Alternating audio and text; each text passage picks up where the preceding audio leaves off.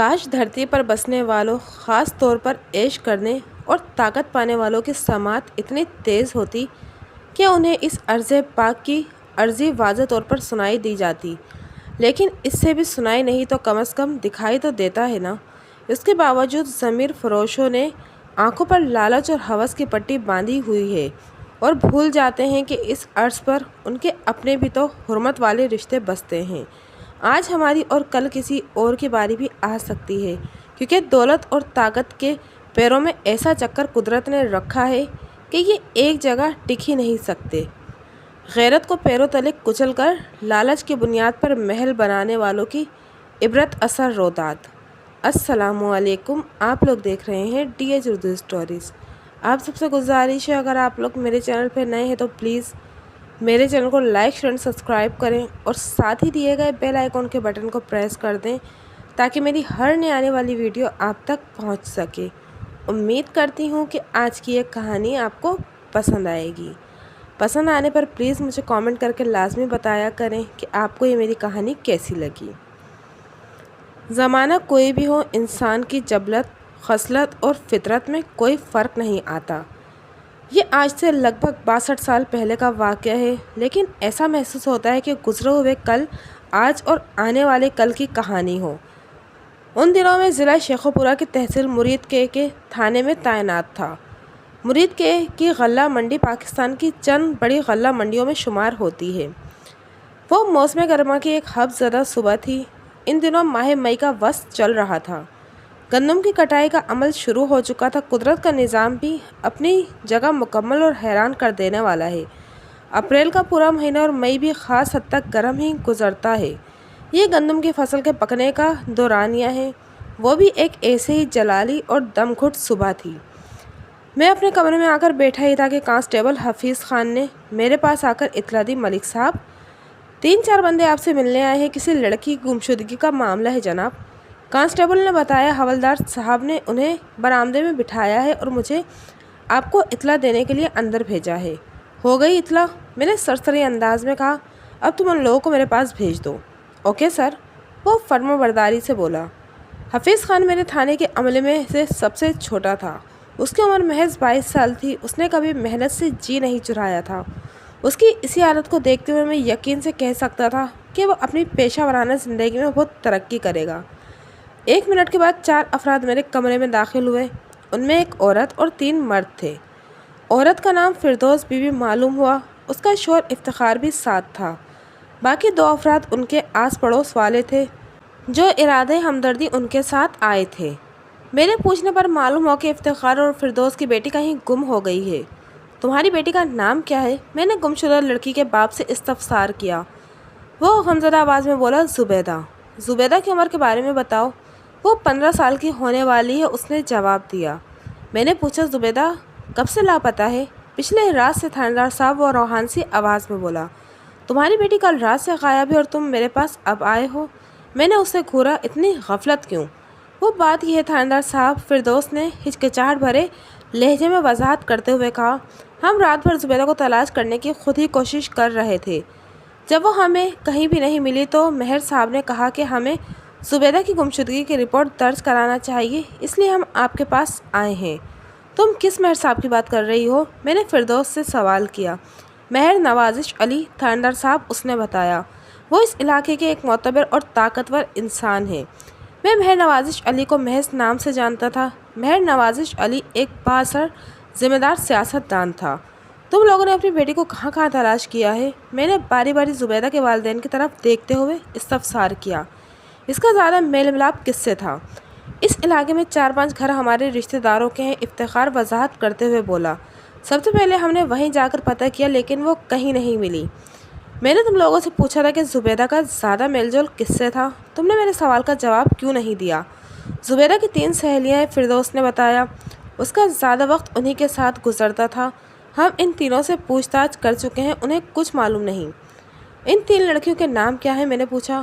اس سوال کے جواب دوران میں اہم معلومات ایک کاغذ پر لکھتا جا رہا تھا۔ فردوس نے میرے استفسار کے جواب میں بتایا، روبینہ، صفیہ اور راشدہ، مگر اس کی سب سے زیادہ گہری دوستی روبینہ سے تھی۔ کیا یہ تینوں لڑکیاں میں تمہارے گھر کے قریب ہی رہتی ہیں؟ میں نے پوچھا۔ روبینہ کا گھر ہمارے پڑوس میں، فردوس نے بتایا۔ صفیہ اور راجدہ بھی ہماری گلی ہی میں رہتی ہیں، لیکن تھوڑا ہٹ کر۔ اور یہ تینوں لڑکیاں زبیدہ کی ہم عمر ہی ہیں؟ میں نے سوالی نظر سے فردوس کی طرف دیکھا۔ نہیں تھاندار صاحب، وہ نفی میں گردن ہلاتے ہوئے بولی۔ روبینہ 18 سال کی اور صفیہ اور راجدہ کی عمریں 13 اور 12 سال کی ہیں۔ آپ لوگ میرے پاس آ گئے ہو، اس لیے فکر مند ہونے کی قطعاً ضرورت نہیں، میں نے تسلی بھرے لہجے میں کہا۔ زبیدہ کو تلاش کرنے کا اب میری ذمہ داری ہے، اور اس کام کے لیے مجھے آپ کے بھرپور تعاون کی ضرورت ہوگی۔ کیسا تعاون تھاندار صاحب؟ میں تم لوگوں سے چند اہم سوالات کرنا چاہتا ہوں، میں نے کہا۔ اس لیے میں نے ان دونوں بندوں کو باہر بھیج دیا ہے۔ مجھے ہر سوال کا ایک دم درست جواب چاہیے۔ تم لوگ تیار ہو؟ ٹھیک ہے جناب، آپ پوچھیے، ہم آپ کے ہر سوال کا 16 آنے درست جواب دیں گے۔ تم کرتے کیا ہو؟ میں نے افتخار کی آنکھوں میں دیکھتے ہوئے نرمی سے سوال کیا۔ میں مہر صاحب کے کھیتوں میں کام کرنے والا ایک غریب مزدور ہوں سرکار، اس نے بتایا۔ تمہارے بچے کتنے ہیں؟ میں نے استفسار کیا۔ افتخار کی عمر کا اندازہ میں نے 40 کے آس پاس لگایا تھا، اور اس کی بیوی فردوس 35 سال کی دکھائی دیتی تھی۔ میرے سوال کے جواب میں افتخار نے بتایا۔ ہماری کل 3 اولادیں ہیں تھاندار صاحب، ایک بیٹی زبیدہ اور 2 اس سے چھوٹے بیٹے حنیف اور بشیر۔ حنیف 10 سال کا ہے، جبکہ بشیر کی عمر 8 سال ہے۔ اس کا مطلب یہ ہوا کہ زبیدہ سب سے بڑی تھی۔ میں نے دونوں کے چہروں کے تاثرات کا جائزہ لیتے ہوئے کہا۔ تم نے اس کی عمر 15 سال بتائی ہے نا؟ جی تھاندار صاحب، فردوس اسبات میں گردن ہلاتے ہوئے بولی۔ لیکن ماشاءاللہ اس کی صحت اچھی ہے، وہ اپنی عمر سے 2-3 سال بڑی ہی نظر آتی ہے، اس لیے اس کی روبینہ سے زیادہ گہری دوستی تھی، میں نے معنی خیز انداز میں کہا۔ انہوں نے میری اس بات پر کوئی رد عمل ظاہر نہیں کیا۔ میں نے پوچھا، کیا کہیں زبیدہ کے رشتے کی بات چل رہی تھی؟ نہیں جی، ایسا تو کچھ نہیں تھا، افتخار نے 2 ٹوک انداز میں بتایا۔ میں نے فردوس کے چہرے پر نگاہ جما کر استفسار کیا، کیا زبیدہ گاؤں کے کسی لڑکے کو پسند کرتی تھی؟ نہیں، وہ انکار میں سر ہلاتے ہوئے بولی۔ ایسی کوئی بات میرے علم میں نہیں ہے تھاندار صاحب۔ اور تم اس بارے میں کیا کہتے ہو افتخار؟ میں نے سوالی نظر سے گمشدہ زبیدہ کے باپ کی طرف دیکھا۔ فردوس ٹھیک کہتی ہے سرکار، وہ ٹھہرے ہوئے انداز میں بولا۔ ہم ایسے کسی معاملے سے واقف نہیں ہیں، اور کوئی ایسی خاص بات جو زبیدہ کو ڈھونڈنے میں مددگار ثابت ہو سکے؟ نہیں جی، ہمیں جو سب پتہ تھا وہ سب کچھ آپ کو بتا دیا ہے، افتخار نے منت ریز لہجے میں بولا۔ آپ کسی طرح ہماری زبیدہ کو ڈھونڈ نکالیں، اس کی گمشدگی نے ہمارا حال بے حال کر رکھا ہے تھاندار صاحب۔ آخری بات یہ بتاؤ کہ تمہاری کسی سے کوئی دشمنی وغیرہ تو نہیں ہے؟ نہ جی، فردوس نے جواب دیا، ہمارا ایسا ایک بھی دشمن نہیں جس پر ہم شک کر سکیں۔ ہمارا تو کبھی کسی سے چھوٹا موٹا جھگڑا بھی نہیں ہوا۔ ٹھیک ہو گیا، میں نے ایک گہری سانس خارج کرتے ہوئے کہا۔ اب تم دونوں اپنے گھر جاؤ، اگر زبیدہ کی گمشدگی کے حوالے سے کچھ پتہ چلے تو فوراً آ کر مجھے بتانا۔ انہوں نے میری ہدایت پر عمل کرنے کا یقین دلایا، اور میں نے تسلی دلاسا دے کر انہیں رخصت کر دیا۔ زبیدہ کے غیاب کے حوالے سے افتخار اور اس کی بیوی فردوس نے مجھے جو معلومات فراہم کی تھیں، ان کی روشنی میں سر دست یہی سمجھ میں آ رہا تھا کہ وہ کسی کے ساتھ بھاگی تھی، نہ ہی اسے اغوا کیا گیا تھا، اور نہ ہی اسے کوئی جان لیوا حادثہ پیش آیا تھا۔ وادی و نظر میں یہ خاصا پیچیدہ کیس معلوم ہوتا تھا۔ گمشدہ زبیدہ کے والدین کے جانے کے بعد میں نے حوالدار چمن شاہ کو اپنے کمرے میں بلا لیا اور اس معاملے میں پیش قدمی کے لیے لائحہ عمل تیار کرنے لگا۔ زبیدہ 17 مئی کی شام سے لاپتہ ہوئی تھی، اور 18 مئی کی صبح اس کے والدین میرے پاس تھانے آئے تھے۔ میں نے اس روز زبیدہ کی تلاش کا کام شروع کر دیا تھا۔ اس وقت کانسٹیبل حفیظ خان میرے ساتھ تھا، اور ہم دونوں منڈی مرید کیمپ میں واقع افتخار کے گھر کے گردنوں میں تفتیش کا عمل جاری رکھے ہوئے تھے۔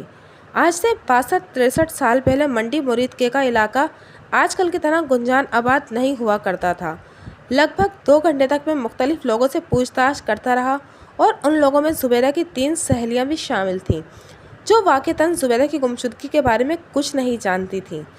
میں نے خصوصاً روبینہ سے متعلق سوال کیے، مگر کوئی بھی ایسا کارآمد جواب موصول نہ ہوا جو زبیدہ کے غیاب پر روشنی ڈال سکے۔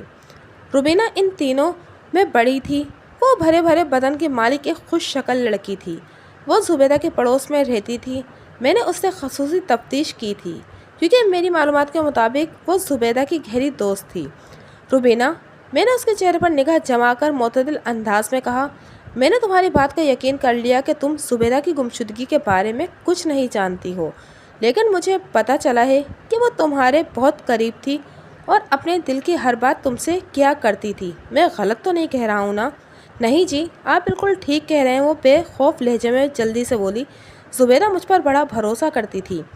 میں نے بادستور اس کی آنکھوں میں دیکھتے ہوئے کریدنے والے انداز میں پوچھا، کیا تم زبیدہ کے کسی ایسے راز سے واقف ہو جسے اس کی گمشدگی کے ساتھ جوڑا جا سکے؟ اس نے الجھن زدہ نظر سے مجھے دیکھا اور اس طراری انداز میں پلکیں جھپکاتے ہوئے مستفسر ہوئی۔ میں سمجھی نہیں تھاندار صاحب، آپ کس راز کی بات کر رہے ہیں؟ میں نے آواز دبا کر معنی خیز انداز میں پوچھا، زبیدہ کے گاؤں کے کسی لڑکے سے کوئی چکر وغیرہ تو نہیں تھا؟ نہیں تھاندار صاحب، وہ نفی میں گردن ہلاتے ہوئے مضبوط لہجے میں بولی، آپ بالکل غلط انداز میں سوچ رہے ہیں۔ اگر اس کا کسی کے ساتھ پیار و محبت کا کوئی معاملہ ہوتا تو وہ اس بارے میں سب سے پہلے مجھے ہی بتاتی۔ تم بہت اچھی لڑکی ہو روبینہ، اس لیے میں تمہاری بات کا یقین کر رہا ہوں، میں نے اسے اعتماد میں لیتے ہوئے کہا۔ لیکن یہ بھی ایک حقیقت ہے کہ زبیدہ کل شام سے غائب ہے، تمہارے خیال میں وہ کہاں جا سکتی ہے؟ میں اس بارے میں بھلا کیا کہہ سکتی ہوں؟ وہ جلدی سے بولی، ہاں، اس بات کا مجھے اندازہ ہے کہ وہ خود اپنی مرضی سے کہیں نہیں گئی ہوگی۔ اس نے تمہیں کچھ بتایا اور نہ ہی اس کے ماں باپ کو اس کی گمشدگی کے بارے میں کچھ پتا ہے، حتیٰ کہ منڈی مرید کے کا ایک بھی ویسنک اس کے اچانک غائب ہو جانے کے بارے میں بالکل نہیں جانتا۔ اللہ خیر کرے، وہ مدہوش نظر سے مجھے دیکھتے ہوئے بولی، آپ ڈرانے والی باتیں نہ کریں تھاندار صاحب، میں تو سامنے کی حقیقت بیان کر رہا ہوں۔ میں نے صاف گوئی کا مظاہرہ کرتے ہوئے کہا، اگر تم چاہتی ہو کہ میں جلد از جلد زبیدہ کو بازیاب کر لوں تو تمہیں دو باتوں کو دھیان میں رکھنا ہوگا۔ میں نے داستہ جملہ ادھورا چھوڑا اور وہ بے چینی سے پوچھ بیٹھی، کون سی دو باتیں جی؟ پہلی بات تو یہ کہ اگر تم نے مجھ سے کچھ چھپایا ہے تو جتنی جلدی ممکن ہے وہ مجھے بتا دینا، میں نے اس کی آنکھوں میں جھانکتے ہوئے کہا۔ دوسری بات یہ کہ میرے جانے کے بعد اگر تمہیں زبیدہ کی گمشدگی کے بارے میں کوئی اہم بات پتہ چلے تو فوراً مجھے بتا دینا، میں نے گاہے بگاہے ادھر کا چکر لگاتا رہوں گا۔ میں سمجھ گئی، وہ تعاون آمیز انداز میں سر ہلاتے ہوئے بولی، آپ نے جیسا کہا ہے میں بالکل ویسا ہی کروں گی، میں تو خود یہی چاہتی ہوں کہ آپ جلد از جلد زبیدہ کو ڈھونڈ نکالیں۔ اس کے بعد ہم روبینہ کے گھر سے نکل آئے۔ واپسی کے دوران میں حفیظ خان نے مجھ سے کہا، ہم ابھی تک زبیدہ کا کوئی سراغ نہیں لگا سکے۔ ہاں، تمہاری بات اس حد تک درست ہے کہ اس کیس کا دوسرا سرا ابھی تک ہماری نگاہوں سے اوجھل ہے، لیکن ایسا ہمیشہ نہیں رہنے والا حفیظ خان، میں نے سمجھانے والے انداز میں کہا۔ اپنی منزل تک رسائی حاصل کرنے کے لیے یقین محکم اور عمل پہم سے کام لینا پڑتا ہے، جس کے لیے انسان کے اندر ہمت، عزم اور برداشت کا ہونا ضروری ہے، اور میں سمجھتا ہوں کہ یہ سب تمہارے اندر موجود ہے، بس تم تھوڑے بے صبرے ہو۔ خیر، وقت کے ساتھ سب سیکھ جاؤ گے، مجھے تم سے بہت امید ہے حفیظ خان، آپ اس طرح رہنمائی جاری رکھیں گے تو میں بہت کچھ سیکھ جاؤں گا جناب، وہ تشکرانہ لہجے میں بولا۔ حفیظ محنتی تو تھا ہی، مگر اس کی سب سے بڑی خوبی یہ تھی کہ وہ باادب اور فرما بردار بھی تھا۔ ہمارے درمیان بات چیت کا سلسلہ جاری ہی تھا کہ ایک جیپ ہمارے نزدیک آ کر رکی۔ جیپ کے پیسنجر سیٹ پر مجھے مہر نوازش علی بیٹھا دکھائی دیا۔ عقبی نشست پر اس کے دو ملازم موجود تھے اور تیسرا ملازم ڈرائیور کی صورت ٹویوٹا 4 وہیل ڈرائیو جیپ کا اسٹیئرنگ سنبھالے ہوئے تھا۔ السلام علیکم ملک صاحب، نوازش علی جیپ سے نیچے اتر کر میری جانب بڑھتے ہوئے خوش اخلاقی سے بولا۔ وعلیکم السلام، میں نے بھی خوش مزاجی سے اس کے سلام کا جواب دیا۔ اس دوران میں عقبی نشست والے دونوں ملازمین اور ڈرائیور بھی جیپ سے باہر آ گئے تھے۔ یہ پروٹوکول یقیناً مہر صاحب کے احترام میں تھا۔ ہمارے درمیان پرجوش مصافحہ ہو چکا تھا تو نوازش علی نے دوستانہ انداز میں کہا، ملک صاحب، کیسا عجیب اتفاق ہے کہ ہمارے نصیب میں یوں سر راہ ملنا ہی لکھا تھا۔ میرے خیال میں آپ گمشدہ لڑکی کے سلسلے میں ادھر آئے ہیں۔ آپ کا خیال درست ہے مہر صاحب، میں نے اسبات میں گردن ہلاتے ہوئے جواب دیا۔ آج صبح زبیدہ کے ماں باپ اس کی گمشدگی کی رپورٹ لکھوانے میرے پاس آئے تھے، انہوں نے بتایا کہ آپ ہی نے انہیں میرے پاس بھیجا تھا۔ جناب، ایک واقعہ رونما ہوا ہے تو اس کی رپورٹ درج کرانا تو بنتا ہے نا، اور یہ بات آپ سے زیادہ اور کون جان سکتا ہے ملک صاحب، وہ گہری سنجیدگی سے بولا۔ میں قانون قاعدے کا بہت خیال رکھتا ہوں، مجھے جب اس معاملے کی خبر ہوئی تو میں نے افتخار کو آپ کی طرف دوڑایا۔ اوہ، ہم یوں راستے میں کھڑے ہو کر بات کر رہے ہیں، آپ لوگ جیپ میں بیٹھیے، باقی کی باتیں ہم حویلی میں جا کر کریں گے۔ مہر صاحب، میں پچھلے 3 گھنٹے سے اس علاقے میں تفتیش کرتا پھر رہا ہوں، میں نے معتدل انداز میں کہا، ابھی تو میں تھانے جانا چاہوں گا، وہاں بھی کئی کام میں ادھورے چھوڑ کر آیا تھا، آپ کی حویلی کی سیر پھر کبھی۔ میں آپ کو 2 خاص مقاصد کے لیے اپنے ساتھ لے جانا چاہتا ہوں ملک صاحب، وہ رازدارانہ انداز میں بولا۔ میں نے چونک کر اس کی طرف دیکھا اور کہا، میں سمجھا نہیں مہر صاحب، آپ کن 2 مقاصد کا ذکر کر رہے ہیں جناب؟ یہ دوپہر کے کھانے کا وقت، وہ ٹھوس انداز میں بولا۔ میں اپنے چند مہمانوں کے ساتھ नारोवाल की तरफ गया हुआ था और अभी उधर ही से वापस आ रहा हूँ। और यकीन करें मुझे बहुत ज़ोर की भूख लग रही है। ये मुमकिन नहीं कि आप मेरे गरीब खाने के करीब हों और मैं ऐन खाने के वक्त आपको कुछ खिलाए पिलाए बगैर ही जाने दूँ। ये तो हो गया आपको हवेली ले जाने का पहला मकसद, और दूसरा मकसद ये है। वो सांस दुरुस्त करने के लिए थमा, फिर मायनेखेज़ अंदाज में इजाफा करते हुए बोला, जुबैदा की गुमशुदगी के हवाले से मुझे एक ऐसी बात पता चली है जो इस केस को हल करने में आपकी बहुत मदद करेगी। मेहर नवाजिश अली के अव्वल ज़िक्र मकसद से मुझे कोई ख़ास दिलचस्पी नहीं थी, लेकिन उसके बयान करदा दूसरे मकसद ने मेरे रगों पे में इत्मीनान और खुशी की लहर दौड़ा दी थी। मैं उसके साथ हवेली जाने के लिए तैयार हो गया। इस मुख्तसर से सफ़र के दौरान में नवाजिश अली ने मुझे बताया कि उसका बेटा मेहर आफ्ताब अली आला तालीम हासिल करने की गर्ज से बरतानिया गया हुआ है। उसके एक दोस्त का ताल्लुक़ नारोवाल से है। वो दोस्त भी बरतानिया में ही पढ़ रहा है, लेकिन पिछले दिनों वो पाकिस्तान आया हुआ था और साथ एक अपने अंग्रेज़ दोस्त को भी ले आया था। मेहर आफ्ताब के दोस्त का नाम अदनान चीमा और अदनान अंग्रेज़ दोस्त का नाम असमत था। अदनान और असमत वापस इंग्लैंड जा रहे थे तो वो लोग मेहर नवाजिश अली से मिलने मुरीद के आ गए थे। उन दिनों मुरीद के से नारोवाल तक एक कच्चा रास्ता जाता था, 17 मील लगभग 27 किलोमीटर। ये फासला तय करने में तकरीबन 1 घंटा लग जाता था। वक्त गुजरने के साथ साथ हर शय बदल गई है। इन लम्हात में मेरा जहन एक ही नुक्ते पर जमा हुआ था और मुझे अपनी समात में मेहर नवाजिश के उन अल्फाज की गूंज सुनाई दे रही थी। उसने गहरी संजीदगी से कहा था, जुबैदा की गुमशुदगी के हवाले से मुझे एक ऐसी बात पता चली है जो इस केस को हल करने में आपकी बहुत मदद करेगी। बिलाशुबा मैं इस केस को जल्द से जल्द हल करना चाहता था, और वो भी जुबैदा की बाहिफाजत बाजियाबी के साथ। खाना बहुत लजीज, पुरतकल्लुफ़ और वाफिर मिकदार में था। खाने से फारिग होते ही मैं मेहर नवाजिश अली को अहम मकाम की तरफ ले आया। मेहर जी, मैंने उसकी आंखों में देखते हुए मुतअद्दिल अंदाज में कहा, आप जिन 2 मकासद से मुझे अपनी हवेली में लेकर आए हैं, इनमें से एक तो पूरा हो चुका। मैंने खूब डटकर आपका नमक खा लिया। अब ज़रा दूसरे मकसद का भी जिक्र हो जाए। आपका इस बारे में क्या ख्याल है? बहुत नेक ख्याल है मलिक साहब, वो ज़ेर-ए-लब मुस्कुराते हुए बोला। फिर उसने अपने एक मुलाजिम को आवाज़ दी, ओ सिद्दीक, ज़रा शोका को मेरे पास भेज। फिर वो मेरी तरफ मुतवज्जा हो गया और गहरी संजीदगी से कहने लगा, मलिक साहब, कल शाम में जुबैदा का बाप रोते हुए मेरे पास आया था। इफ्तिखार मेरे खेतों पर काम करता है। मैंने जुबैदा की गुमशुदगी की कहानी उसकी ज़ुबानी सुनी तो उसे मशवरा दिया कि सुबह थाने जाकर इस वाक़े की बाकायदा रिपोर्ट दर्ज करवाए, और आप जानते हैं उसने ऐसा किया भी। लेकिन रात गए एक ऐसी बात मेरे इल्म में आई जो जुबैदा वाले मामले पर रोशनी डाल सकती है। ऐसी कौन सी बात है मेहर जी? मैंने सरसराती हुई आवाज़ में इस्तफसार किया। मेरे एक बाएतमाद मुलाजिम शौकत अली उर्फ शोका ने मुझे बताया कि उसने पिछली सह पहर जुबैदा और खालिद भट्टी को लारी अड्डे पर खड़े बातें करते देखा था। ऐसा महसूस होता था कि वो मुरीद के से बाहर कहीं जाने का इरादा रखते हों। मैंने शोका को इसलिए यहाँ बुलाया है कि वो आपको बराह रास्त इससे बात कर सकें। ये खालिद भट्टी कौन है? मैंने इस्तरारी लहजे में सवाल किया। मेहर नवाजिश के इंकशाफ ने मेरे दिमाग में खुलबुली मचा दी थी। उसने ठहरे हुए लहजे में जवाब दिया, खालिद मंजूर भट्टी का बेटा है। मंजूर इधर मुरीद के ही में दूध दही का दुकान करता है। वो एक सीधा साधा देहाती है मलिक साहब, मगर उसका बेटा खालिद खासा चालाक और आवारा लड़का है। अपने माँ बाप की इकलौती औलाद होने की वजह से आप खालिद को एक बिगड़ा हुआ नौजवान कह सकते हैं। ओह! मैं एक गहरी सांस लेकर रह गया और पूछा, आपने गुज़िश्ता शाम ही इस सिलसिले में कोई अमली कदम क्यों नहीं उठाया जनाब? आप खालिद भट्टी को अपने पास बुलाकर उससे कड़ी पूछताछ कर सकते थे। बजा फरमाया आपने मलिक साहब। वो तायरी अंदाज में गर्दन हिलाते हुए बोला, मुझे बिल्कुल ऐसे ही करना चाहिए था, मगर अफसोस कि घरेलू मसरूफियत की वजह से इस तरफ मेरा ध्यान ही नहीं गया था। अभी रास्ते में आपको देखा तो मुझे शोका की बात याद आ गई। खैर, अब आप शोका के रूबरू बैठकर खुद ही उसका इंटरव्यू कर लें। उधर मेहर नवाजिश की बात ख़त्म हुई, इधर शोका हमारे सामने हाजिर हो गया। शौकत अली उर्फ शोका की उम्र 30 के आसपास रही होगी। वो गंदमी रंगत का मालिक एक मजबूतुल बदन और कद आवर शख्स था। उसके सर के बाल घुंघरियाले थे और उसने गले में एक तावीज़ पहना हुआ था। अपने वज़े कता और डील डोल से वो लड़ाई भड़ाई का माहिर दिखाई देता था।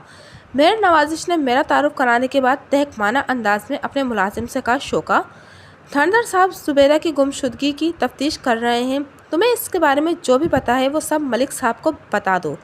बस मुझे वही पता था जो कल शाम मैंने आपको बताया था। वह मेहर नवाजी की तरफ देखते हुए मुतदिल अंदाज में बोला। जुबैदा और खालिद लारी अड्डे पर खड़े बातें कर रहे थे।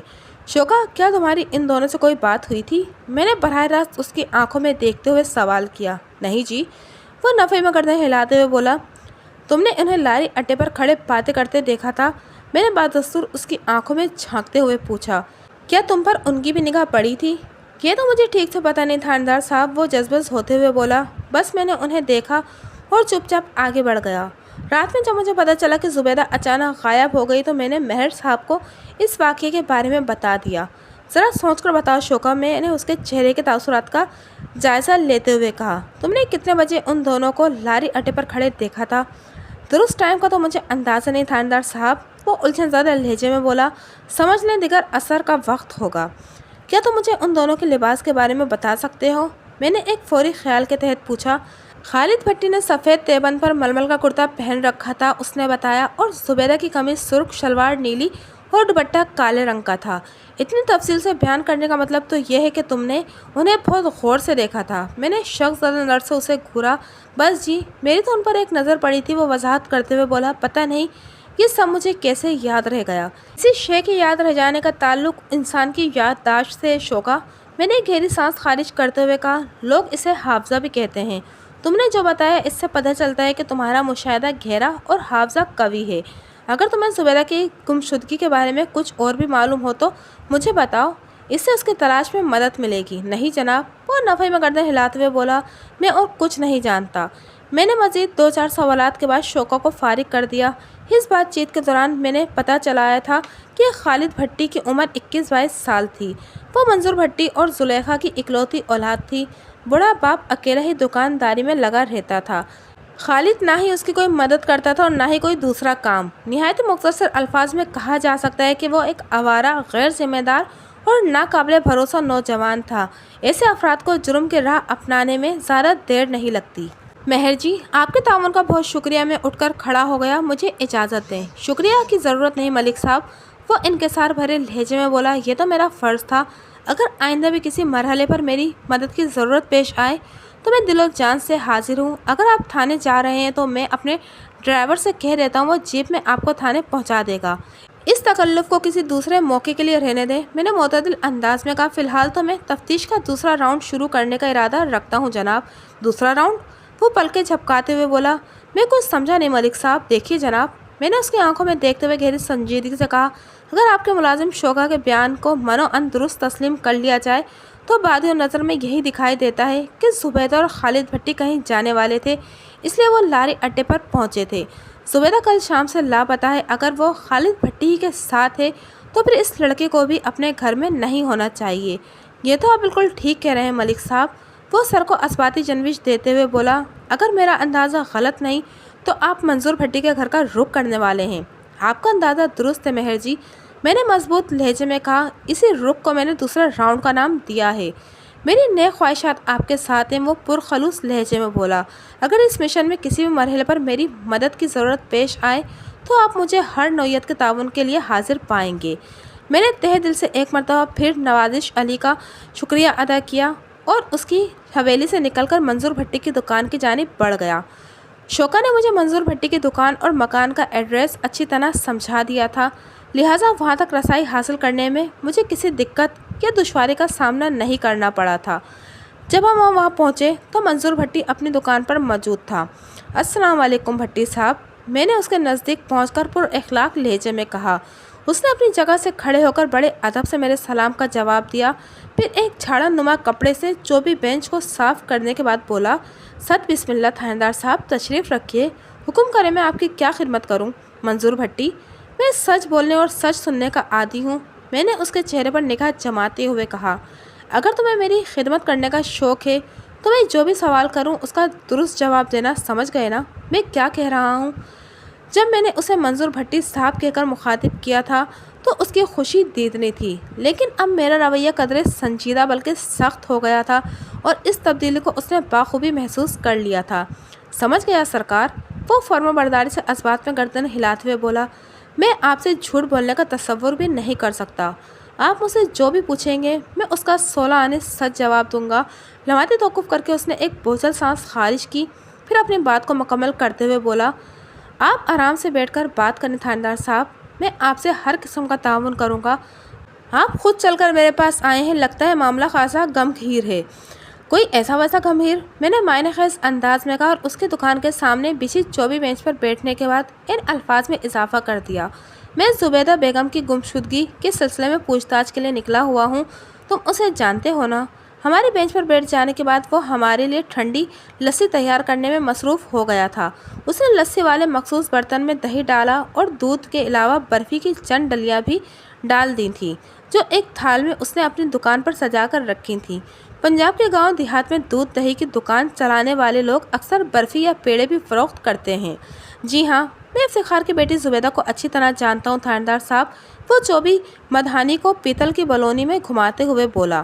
وہ لڑکی کل شام سے غائب ہے، میں نے افتخار کی پریشانی کو سمجھ سکتا ہوں۔ آپ جلدی سے اس کی بیٹی کو ڈھونڈ نکالیے جناب، یہ آپ کی بہت بڑی نیکی ہوگی۔ میں اسی نیکی کی نیت سے تھانے سے نکلا ہوں منظور بھٹی، میں نے معنی خیز انداز میں کہا، اور مجھے بھی پتہ چلا ہے کہ اس سلسلے میں تم میری مدد کر سکتے ہو۔ میں مدھانی پر اس کے ہاتھ رک گئے۔ وہ الجھن زدہ نظر سے مجھے دیکھتے ہوئے تعجب خیز لہجے میں مستفسر ہوا۔ میں بھلا آپ کی کیا مدد کر سکتا ہوں تھاندار صاحب؟ بتاتا ہوں، پہلے تم اپنے بیٹے خالد کو یہاں بلاؤ، میں نے ٹھوس انداز میں کہا، اور اس کے ساتھ ہی لسی کو بھی بلوتے رہو، ورنہ اس کا مزہ خراب ہو جائے گا۔ اس کے ہاتھوں میں بجلی جیسی تیزی پیدا ہو گئی، وہ مدھانی کو گول گول گھماتے ہوئے عجیب سے لہجے میں بولا، آپ خالد کو یہاں بلانے کے لیے کیوں کہہ رہے ہیں؟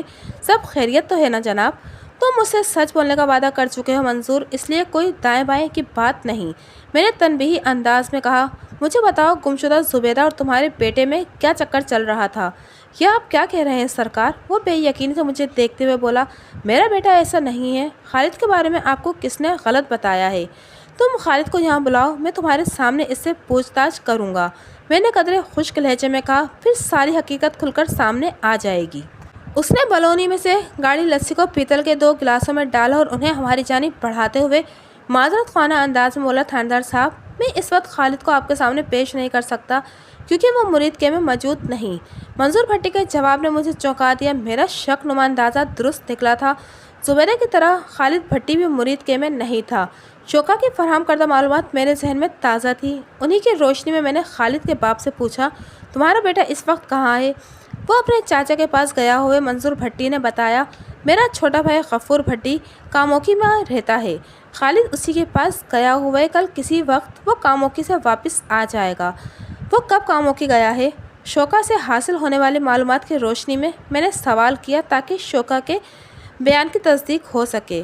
خالد کل دوپہر میں گھر سے نکلا تھا، منظور بھٹی نے جواب دیا، پھر اضطراری لہجے میں بولا، آپ زبیدہ کی گمشدگی کو میرے بیٹے کے ساتھ کیوں نتھی کر رہے ہیں تھاندار صاحب؟ آپ کے ذہن میں جو بھی ہے مجھے صاف صاف بتائیں۔ صاف صاف جاننا تمہارا حق ہے منظور بھٹی، میں نے ایک ایک لفظ پر زور دیتے ہوئے کہا، تمہارے بیان کے مطابق خالد کل دوپہر میں مرید کیسے کاموں کی گیا تھا، لیکن میرے پاس ایک ایسا عینی گواہ موجود ہے جس نے کل سہ پہر میں زبیدہ اور خالد کو لاری اڈے پر کھڑے آپس میں باتیں کرتے دیکھا تھا۔ زبیدہ نے نیلی شلوار پر سرخ قمیص پہن رکھی تھی اور اس کے سر پر سیاہ دوپٹہ تھا، جبکہ خالد بھٹی نے ململ کا کرتا اور سفید تیبند زیب تن کر رکھا تھا۔ بات کے اختتام پر میں نے گہری نظر سے اس کے چہرے کے تاثرات کا جائزہ لینے لگا۔ منظور بھٹی کی آنکھوں میں مجھے ایک سایہ سا لہراتا دکھائی دیا۔ بے حد الجھے ہوئے لہجے میں اس نے کہا، آپ نے خالد کے لباس کے بارے میں بالکل ٹھیک بتایا ہے تھاندار صاحب، لیکن آپ کی باقی باتیں مجھے ہضم نہیں ہو رہی۔ کیا آپ مجھے اس بندے کا نام بتا سکتے ہیں جس کے لیے آپ عینی گواہ کے الفاظ استعمال کر رہے ہیں؟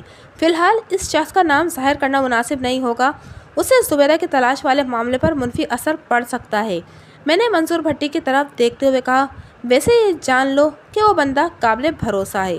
اس گفتگو کے دوران میں اور کانسٹیبل حفیظ خان منظور بھٹی کی تیار کردہ لسی سے بھی لطف اندوز ہوتے رہے۔ منظور بھٹی میری باتوں سے بہت زیادہ پریشان ہو گیا تھا۔ اس نے بے بسی سے کہا، قانونی معاملات کو آپ ہی بہتر جانتے ہیں تھاندار صاحب، مجھے تو صرف یہ پتہ ہے کہ میرا بیٹا کسی ایسے چکر میں نہیں تھا جس کا ذکر آپ کر رہے ہیں۔ اگر خالد بھٹی کا زبیدہ کی گمشدگی میں کوئی ہاتھ نہیں تو پھر تمہیں فکر مند ہونے کی ضرورت نہیں، میں نے معتدل انداز میں کہا۔ کاموں کی مرید کیسے زیادہ دور نہیں ہے، بس میں بیٹھ کر یہ فاصلہ 15 سے 20 منٹ میں یا زیادہ سے زیادہ آدھے گھنٹے میں طے کیا جا سکتا ہے۔ تمہارے بیان کے مطابق خالد کل دوپہر میں گھر سے نکلا تھا، اس حساب سے سہ پہر میں اسے کاموکی میں تمہارے چھوٹے بھائی غفور بھٹی کے گھر ہونا چاہیے۔ میں غلط تو نہیں کہہ رہا ہوں نا؟ آپ کا حساب پکا ہے تھاندار صاحب، وہ تائیدی انداز میں گردن ہلاتے ہوئے بولا۔ مجھے یقین ہے کہ وہ سہ پہر سے پہلے غفور کے پاس پہنچ چکا ہوگا۔ پولیس لوگوں کے بیانات ہی نہیں، ان کے یقین کو بھی چیک کرنا ضروری سمجھتی ہے، میں نے واضح الفاظ میں کہا۔ لہٰذا میں اپنے کسی بندے کو آج ہی کاموکی بھیج کر تمہارے یقین کی تصدیق ضرور کروں گا۔ مجھے بتاؤ، تمہارے بھائی کاموکی میں کہاں رہتا ہے اور وہ کیا کرتا ہے؟ منظور بھٹی نے اپنے چھوٹے بھائی کے گھر اور دکان کا پتہ بتانے کے بعد کہا۔ غفور کی مٹھائی کی دکان پورے کاموکی میں مشہور ہے، آپ کو تلاش کرنے میں کوئی دقت نہیں ہوگی۔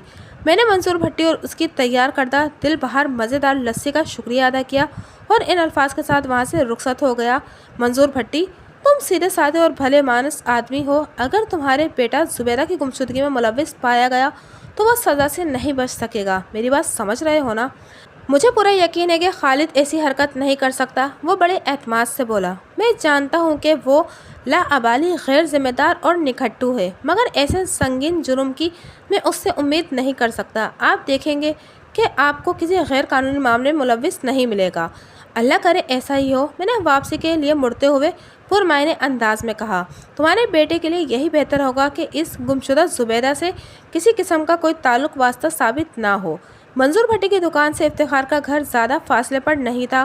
میں نے افتخار کے گھر کی سمت قدم بڑھاتے ہوئے کانسٹیبل حفیظ خان سے کہا۔ ہمارے ملک کا کوئی بھی محکمہ ہو، جونیئرز کو اپنے سینئرز سے ہمیشہ یہی شکایت رہتی ہے کہ انہیں کام کرنے اور اپنی ذہنی اور جسمانی صلاحیتیں آزمانے کا موقع نہیں دیا جاتا۔ تم اس بارے میں کیا کہتے ہو؟ میں سمجھتا ہوں جونیئرز کی یہ شکایت کچھ غلط بھی نہیں ہے، وہ قدرے تلخ لہجے میں بولا۔ کیا میرے ساتھ کام کرتے ہوئے تمہیں بھی ایسی مسائل کا سامنا کرنا پڑتا ہے؟ میں نے گہری سنجیدگی سے استفسار کیا۔ اگر صرف آپ کی ذات کی بات ہے تو میرا جواب نفی میں ہوگا ملک صاحب، وہ دو ٹوک انداز میں بولا۔ آپ نے مجھے ہمیشہ آگے بڑھنے کا موقع دیا ہے، لیکن ہمارے تھانے کا باقی عملہ میرے ساتھ جس قسم کا سلوک کرتا ہے وہ آپ سے چھپا ہوا نہیں ہے۔ حفیظ خان، میری بات دھیان سے سنو، میں نے ٹھہرے ہوئے لہجے میں کہا۔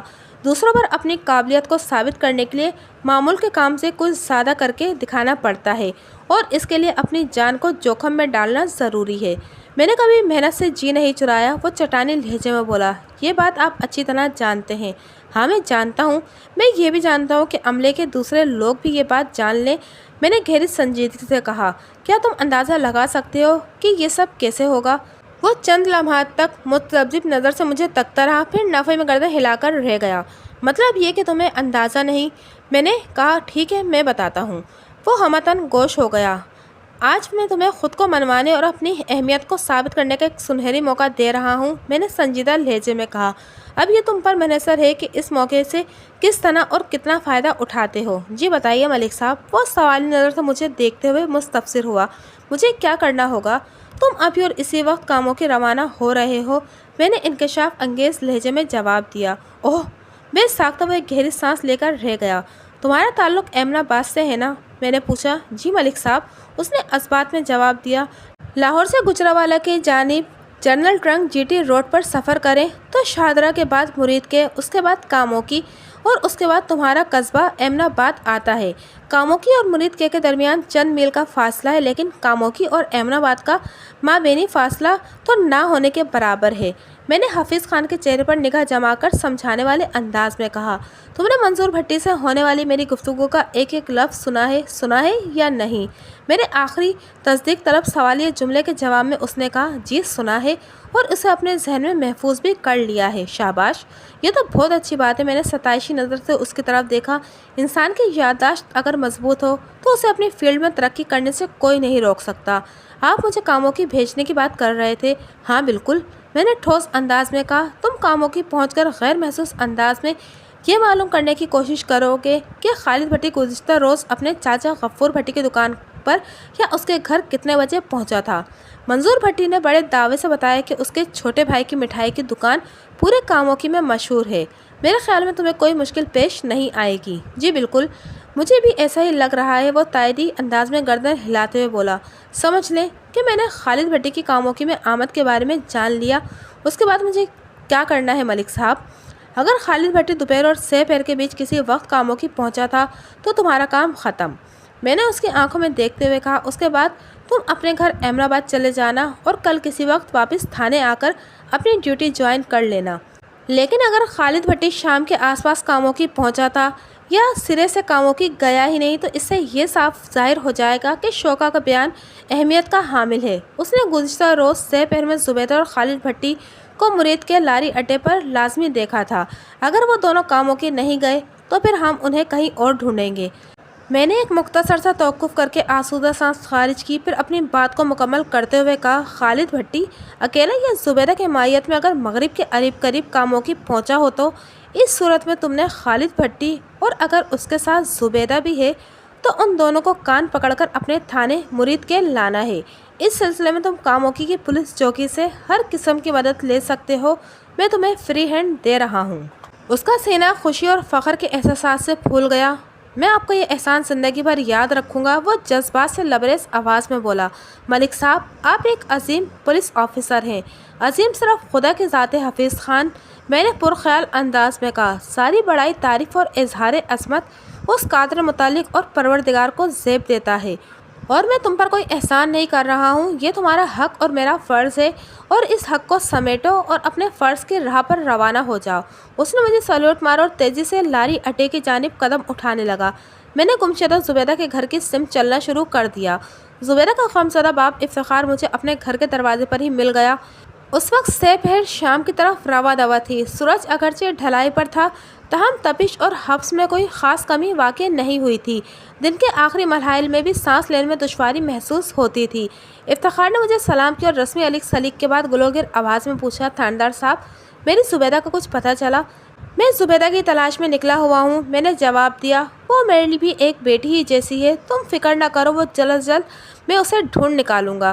یہ تو آپ کا بڑا پن ہے تھاندار صاحب، جو میری زبیدہ کو اپنی بیٹی کی طرح سمجھ رہے ہیں۔ وہ عقیدت بھری نظر سے مجھے دیکھتے ہوئے بولا، آپ کی باتوں سے بہت حوصلہ ملتا ہے، میں یقین سے کہہ سکتا ہوں کہ آپ زبیدہ کو تلاش کرنے میں ضرور کامیاب ہوں گے انشاءاللہ۔ میں نے پورے تیقن کے ساتھ کہا، پھر اس الفاظ میں اضافہ کر دیا، تفتیش کے دوران میں مجھے کچھ اہم باتیں پتہ چلی ہیں، لیکن یوں گلی میں کھڑے ہو کر گفتگو کرنا ٹھیک نہیں۔ کیا تمہارے گھر میں بیٹھنے کی کوئی جگہ ہے؟ جی ضرور، وہ اس بات میں گردن ہلاتے ہوئے بولا۔ میں بیٹھک کا دروازہ کھلواتا ہوں، آپ اندر آ جائیے۔ چند سیکنڈ کے بعد میں گمشدہ زبیدہ کے گھر میں بیٹھا تھا۔ افتخار کی بیوی فردوس میرے لیے گڑ کا ٹھنڈا شربت بنا لائی۔ زبیدہ سے چھوٹے اس کے دو بھائی تھے، حنیف اور بشیر۔ افتخار نے ان دونوں بچوں کو کھیلنے کے لیے گھر سے باہر بھیج دیا۔ اب میں سکون کے ساتھ زبیدہ کے والدین سے بات کر سکتا تھا۔ میں نے صبح تھانے میں تم دونوں سے پوچھا تھا کہ زبیدہ کا کسی لڑکے سے کوئی چکر وغیرہ تو نہیں تھا؟ میں نے باری باری ان کی آنکھوں میں دیکھتے ہوئے کہا، اور تم نے جواب میں کچھ بھی نہیں بتایا تھا؟ ہم نے آپ سے کوئی غلط بیانی نہیں کی سرکار، افتخار نے لجاجت بھرے لہجے میں کہا۔ میں اپنی بیٹی کو اچھی طرح جانتا ہوں، زبیدہ کا ایسا کوئی بھی معاملہ نہیں تھا۔ کیا کل زبیدہ نے سرخ قمیض اور نیلی شلوار پہن رکھی تھی؟ میں نے ٹھہرے ہوئے لہجے میں استفسار کیا، اور اس کے دوپٹے کا رنگ کالا تھا؟ جی بالکل، آپ اس کے لباس کے بارے میں بالکل ٹھیک بتا رہے ہیں، فردوس نے اصراری انداز میں کہا۔ کیا آپ نے زبیدہ کو کہیں دیکھا ہے؟ میں نے نہیں، کسی اور نے دیکھا ہے، بلکہ دیکھا تھا، میں نے ان کے چہروں کے تاثرات کا جائزہ لیتے ہوئے کہا، اور وہ بھی کل سہ پہر میں زبیدہ کی گمشدگی سے تھوڑی دیر پہلے۔ وہ کون ہے جس نے زبیدہ کو دیکھا تھا؟ افتخار نے بے تابی سے سوال کیا۔ میری بیٹی اس بندے کو کہاں نظر آئی تھی؟ اس عینی شاہد کا نام سر دست ظاہر کرنا ٹھیک نہیں ہوگا، میں نے حتمی لہجے میں کہا۔ اس بندے نے کل سہ پہر میں زبیدہ کو مرید کے لاری اڈے پر کھڑے دیکھا تھا، اور وہ ایک جوان لڑکے سے باتیں کر رہی تھی۔ ایسا محسوس ہوتا تھا کہ وہ دونوں کسی بس میں بیٹھ کر کہیں جانے کا ارادہ رکھتے ہیں۔ وہ لڑکا کون تھا؟ فردوس نے فکر مندی سے پوچھا۔ منظور بھٹی، دودھ دہی والے کا اکلوتا بیٹا خالد بھٹی، میں نے انکشاف انگیز لہجے میں جواب دیا۔ اوہ! افتخار ایک بوجھل سانس خارج کر کے رہ گیا۔ فردوس نے پروسوک اور بلند آواز میں کہا، یہ نہیں ہو سکتا، خالد بھٹی ایک لوفر اور آوارہ لڑکا ہے، اور یہ بات یہاں سب کو پتہ ہے۔ میری بیٹی اس کمینے کے ساتھ گھر سے بھاگ نہیں سکتی۔ جس بندے نے آپ کو یہ رپورٹ دی ہے اسے ضرور کوئی مغالطہ یا غلط فہمی ہوئی ہوگی، اس نے خالد بھٹی کے ساتھ کسی اور لڑکی کو دیکھا ہوگا۔ میری زبیدہ سیدھی سادھی ضرور ہے، مگر اتنی بے وقوف نہیں کہ وہ خالد بھٹی جیسے آوارہ لڑکے کی باتوں میں آ جائے۔ اگر زبیدہ اور خالد کے درمیان اس نوعیت کا کوئی تعلق ہوتا تو روبینہ سے چھپ نہیں سکتا تھا۔ یہ دونوں بہت گہری سہیلیاں ہیں، ان کا ہر راز ایک دوسرے کے علم میں ہے۔ کیا آپ نے خالد بھٹی کے گھر والوں سے پوچھ تاچھ کی؟ افتخار نے مجھ سے سوال کیا۔ اگر آپ کے مخبر کی اطلاع درست ہے تو پھر خالد بھٹی کو بھی علاقے میں موجود نہیں ہونا چاہیے۔ میں ابھی منظور بھٹی کے پاس ہی سے آ رہا ہوں، میں نے رسانیت بھرے لہجے میں کہا۔ وہ بھی زبیدہ کی گمشدگی کے بارے میں کچھ نہیں جانتا۔ اس نے مجھے بتایا کہ خالد بھٹی کل دوپہر کے وقت اپنے چاچا غفور بھٹی سے ملنے کاموں کی گیا تھا اور اس کی واپسی کل کسی وقت ہوگی۔ آپ منظور بھٹی کو گرفتار کر کے حوالات میں ڈالیں جی، فردوس نے عجیب سے لہجے میں کہا۔ اسی کی غفلت نے خالد بھٹی کو بگاڑے۔ اگر خالد بھٹی میری زبیدہ کی گمشدگی میں ملوث ہے تو اپنے باپ کی گرفتاری کے بعد وہ ضرور سامنے آئے گا، پھر آپ اس پر سختی کر کے یہ پتہ لگا سکتے ہیں کہ اس نے زبیدہ کو کہاں غائب کیا ہوا ہے۔ فردوس بی بی، میں تمہارے درد کو سمجھ سکتا ہوں، میں نے معتدل انداز میں کہا۔ تم نے مجھے جو مشورہ دیا ہے میں تہہ دل سے اس کی قدر کرتا ہوں، مگر میرا کام کرنے کا اپنا ایک طریقہ ہے۔ اگر بغیر کسی ثبوت کے میں لوگوں کو گرفتار کر کے اپنے تھانے کے حوالات میں بھرنے لگوں تو ہفتہ 10 دن میں اس آہنی سلاخوں والے کمرے میں دل دھرنے کی جگہ نہیں ہوگی۔ ویسے میں تم دونوں کی تسلی کے لیے بتا دوں کہ لمحاتی توقف کر کے میں نے ایک گہری سانس لی، پھر اپنی بات کو مکمل کرتے ہوئے کہا، میں نے اپنا ایک بندہ کاموں کی روانہ کر دیا ہے تاکہ وہ منظور بھٹی کے بیان کی تصدیق کر سکے۔ اگر زبیدہ کی گمشدگی میں خالد بھٹی کا ہاتھ ہے تو وہ نالائق مجھ سے بچ کر نہیں جا پائے گا۔ آپ دونوں دعا کرو کہ میں زبیدہ کو تلاش کرنے میں کامیاب ہو جاؤں۔ ہم تو ہر لمحہ یہی دعا کر رہے ہیں تھاندار صاحب، افتخار نے دکھی لہجے میں کہا۔ زبیدہ کی جدائی نے مجھے اور فردوس کو جیتے جی مار ڈالا ہے، تم پریشان نہیں ہو، میں نے تشویش بھرے انداز میں کہا۔ اللہ کے فضل سے میں بہت جلد سب ٹھیک کر دوں گا۔ اللہ آپ کی زبان مبارک کرے تھاندار صاحب، فردوس نے آسمان کی طرف دیکھتے ہوئے رخت آمیز لہجے میں کہا۔ میں زبیدہ کے غمزدہ والدین کو تسلی دلاسا دینے کے بعد اپنے تھانے کی جانب روانہ ہو گیا۔ جمعہ 19 مئی کی صبح میں تیار ہو کر تھانے پہنچا تو حوالدار چمن شاہ میرے پاس آ گیا۔ اس نے مجھے سلام کیا اور میرے پاس سامنے میز کی دوسری طرف رکھی کرسی پر بیٹھ گیا۔ اس کی آنکھوں میں مجھے تذبذب دکھائی دیا تو میں نے پوچھ لیا، کیا بات ہے شاہ جی، کافی الجھے ہوئے نظر آ رہے ہیں آپ؟ چمن شاہ کی عمر 35 کے آس پاس تھی۔ وہ ایک سلجھا ہوا اور سمجھدار حوالدار تھا اور میرے لیے قابل بھروسہ بھی۔ میں آپ سے کچھ پوچھنا چاہتا ہوں ملک صاحب، وہ معتدل انداز میں بولا۔ کل جب آپ تفتیشی دورے سے لوٹے تو میں تھانے سے باہر نکلا ہوا تھا، اس لیے آپ سے ملاقات نہ ہو سکی۔ آپ کافی تھکے ہوئے تھے، اس لیے جلد ہی اپنے کوارٹر میں چلے گئے۔ میں نے وہاں آ کر آپ کے آرام میں خلل ڈالنا مناسب نہ سمجھا۔ اتنی لمبی چوڑی تہمت کی ضرورت نہیں شاہ جی، میں نے قطع کلامی کرتے ہوئے کہا۔ اگر کل رات آپ میرے کوارٹر پر بھی آ جاتے تو میں آپ کو ہرگز مایوس نہ کرتا۔ بہرکیف بتائیے، آپ مجھ سے کیا پوچھنا چاہتے ہیں؟ کل حفیظ خان بھی آپ کے ساتھ گیا تھا، چمن شاہ نے کہا، لیکن آپ اکیلے ہی واپس آئے تھے۔ کیا آپ نے حفیظ خان کو کہیں اور بھیج دیا تھا؟ عملے کا کوئی بھی آدمی اس کے بارے میں کچھ نہیں جانتا، اس لیے میں تشویش میں مبتلا ہو گیا تھا۔ میں گہری سانس لے کر رہ گیا۔ واقعتاً میں نے واپسی پر تھانے میں کسی کو حفیظ خان کے بارے میں کچھ نہیں بتایا تھا۔ اگر حقیقت پسندی سے سوچا جائے تو یہ میری غفلت کے نتیجے میں ہوا تھا۔ مجھے کسی نہ کسی کو لازمی حفیظ خان کی کاموں کی روانگی کے بارے میں ضرور بتانا چاہیے تھا۔ بہرحال گزرے ہوئے وقت کو واپس نہیں لایا جا سکتا۔ چمن شاہ، میں نے حوالدار کو مخاطب کرتے ہوئے کہا، میں نے حفیظ خان کو کل سہ پہر میں کاموں کی بھیج دیا تھا۔ اس کے بعد میں نے نہایت مختصر مگر جامع الفاظ میں اسے کل دن بھر کی اپنی کارگزاری سے آگاہ کر دیا۔ اس نے گہری توجہ سے میری بات سنی اور میرے خاموش ہونے پر معتدل انداز میں کہا، ملک صاحب، حفیظ ابھی تک واپس نہیں آیا، اس کا مطلب تو یہ ہے کہ وہ اپنے گھر احمد آباد چلا گیا ہوگا۔ تمہارا اندازہ ایک دم صحیح ہے، میں نے تائیدی انداز میں گردن ہلاتے ہوئے کہا۔ اس کا ایک مطلب اور بھی ہے۔ وہ کون سا ملک صاحب؟ وہ الجھن زدہ نظر سے مجھے دیکھتے ہوئے مستفسر ہوا۔ آپ دوسرے کون سے مطلب کی بات کر رہے ہیں؟ خالد بھٹی سہ پہر مرید کے لاری اڈے پر زبیدہ کے ساتھ موجود نہیں تھا، میں نے ٹھہرے ہوئے لہجے میں جواب دیا۔ شوکت علی عرف شوکا نے یا تو دو رخ گوئی سے کام لیا ہے یا پھر اس کی بینائی کمزور اور یادداشت بھروسے کے لائق نہیں ہے۔ مگر شوکا اور مہر نوازش علی نے آپ سے جھوٹ کیوں بولا؟ چمن شاہ نے حیرت اور الجھن کے ملے جلے تاثرات کے ساتھ سوال کیا۔ یہ کوئی معقول رویہ تو نہیں ہے شاہ جی، انسان عموماً غلط بیانی اس وقت کرتا ہے جب اس نے اپنے کسی کالے کرتوت پر پردہ ڈالنا ہوتا ہے، میں نے گہری سنجیدگی سے کہا، یا پھر وہ کسی سنگین جرم کا ارادہ باندھ چکا ہوتا ہے۔ اس کے علاوہ وہ کوئی بڑا فائدہ حاصل کرنے یا پھر کسی بڑے نقصان سے بچنے کی خاطر بھی حقائق کو توڑ مروڑ کر بیان کرنے کی کوشش کرتا ہے۔ اگر شوکا نے دیدہ دانستہ ایسا کیا ہے تو آگے چل کر اسے بھی شامل تفتیش کرنا پڑے گا۔ زبیدہ پرسوں سہ پہر میں غائب ہوئی تھی، چمن شاہ پرسوچ انداز میں بولا۔ اگر منصور بھٹی کا بیان درست ہے تو پھر اس کا بیٹا پرسوں سہ پہر اپنے چاچا غفور بھٹی کے پاس کاموں کی پہنچ گیا ہوگا۔ اس سے صاف ظاہر ہوتا ہے کہ شوکا کا مشاہدہ اور حافظہ قابل اعتبار نہیں ہے، یا پھر وہ اول درجے کا جھوٹا ہے، اور یہ کہ زبیدہ کی گمشدگی میں خالد بھٹی کا کوئی ہاتھ نہیں۔ بادی نظر میں ایسا ہی دکھائی دے رہا ہے، مگر اسے صاف ظاہر ہونا نہیں کہا جا سکتا شاہ جی۔ میں نے اس کی آنکھوں میں دیکھتے ہوئے کہا، صورتحال اس وقت واضح ہوگی جب امین آباد سے حفیظ خان اور کاموکی سے خالد بھٹی واپس آئے گا۔ سردست اس معاملے میں دعوے سے کچھ کہنا نامناسب اور قبل از وقت ہوگا۔ آپ بالکل ٹھیک کہہ رہے ہیں ملک صاحب، وہ تائیدی انداز میں گردن ہلاتے ہوئے بولا۔ ہمیں حفیظ اور خالد کی واپسی کا انتظار کرنا چاہیے۔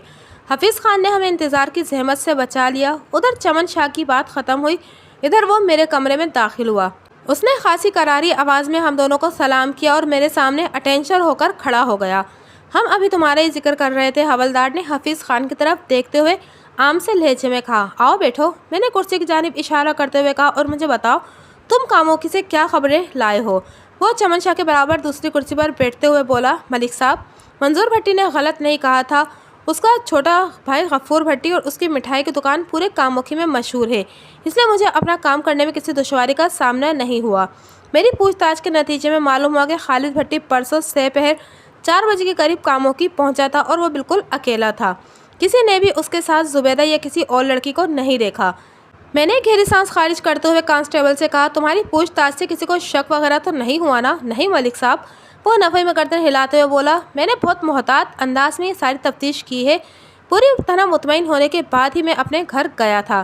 تمہارے گھر والے سب خیریت سے ہیں نا؟ میں نے پوچھا۔ جی ملک صاحب، وہ لوگ ٹھیک ٹھاک ہیں، لیکن وہ بولتے بولتے اچانک رکا تو میں نے جلدی سے پوچھا، لیکن کیا حفیظ خان؟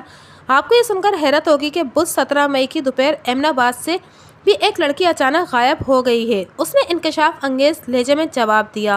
گم ہونے والی لڑکی کا نام ریحانہ ہے، ریحانہ کی عمر 15.5 سال ہے۔ اوہ!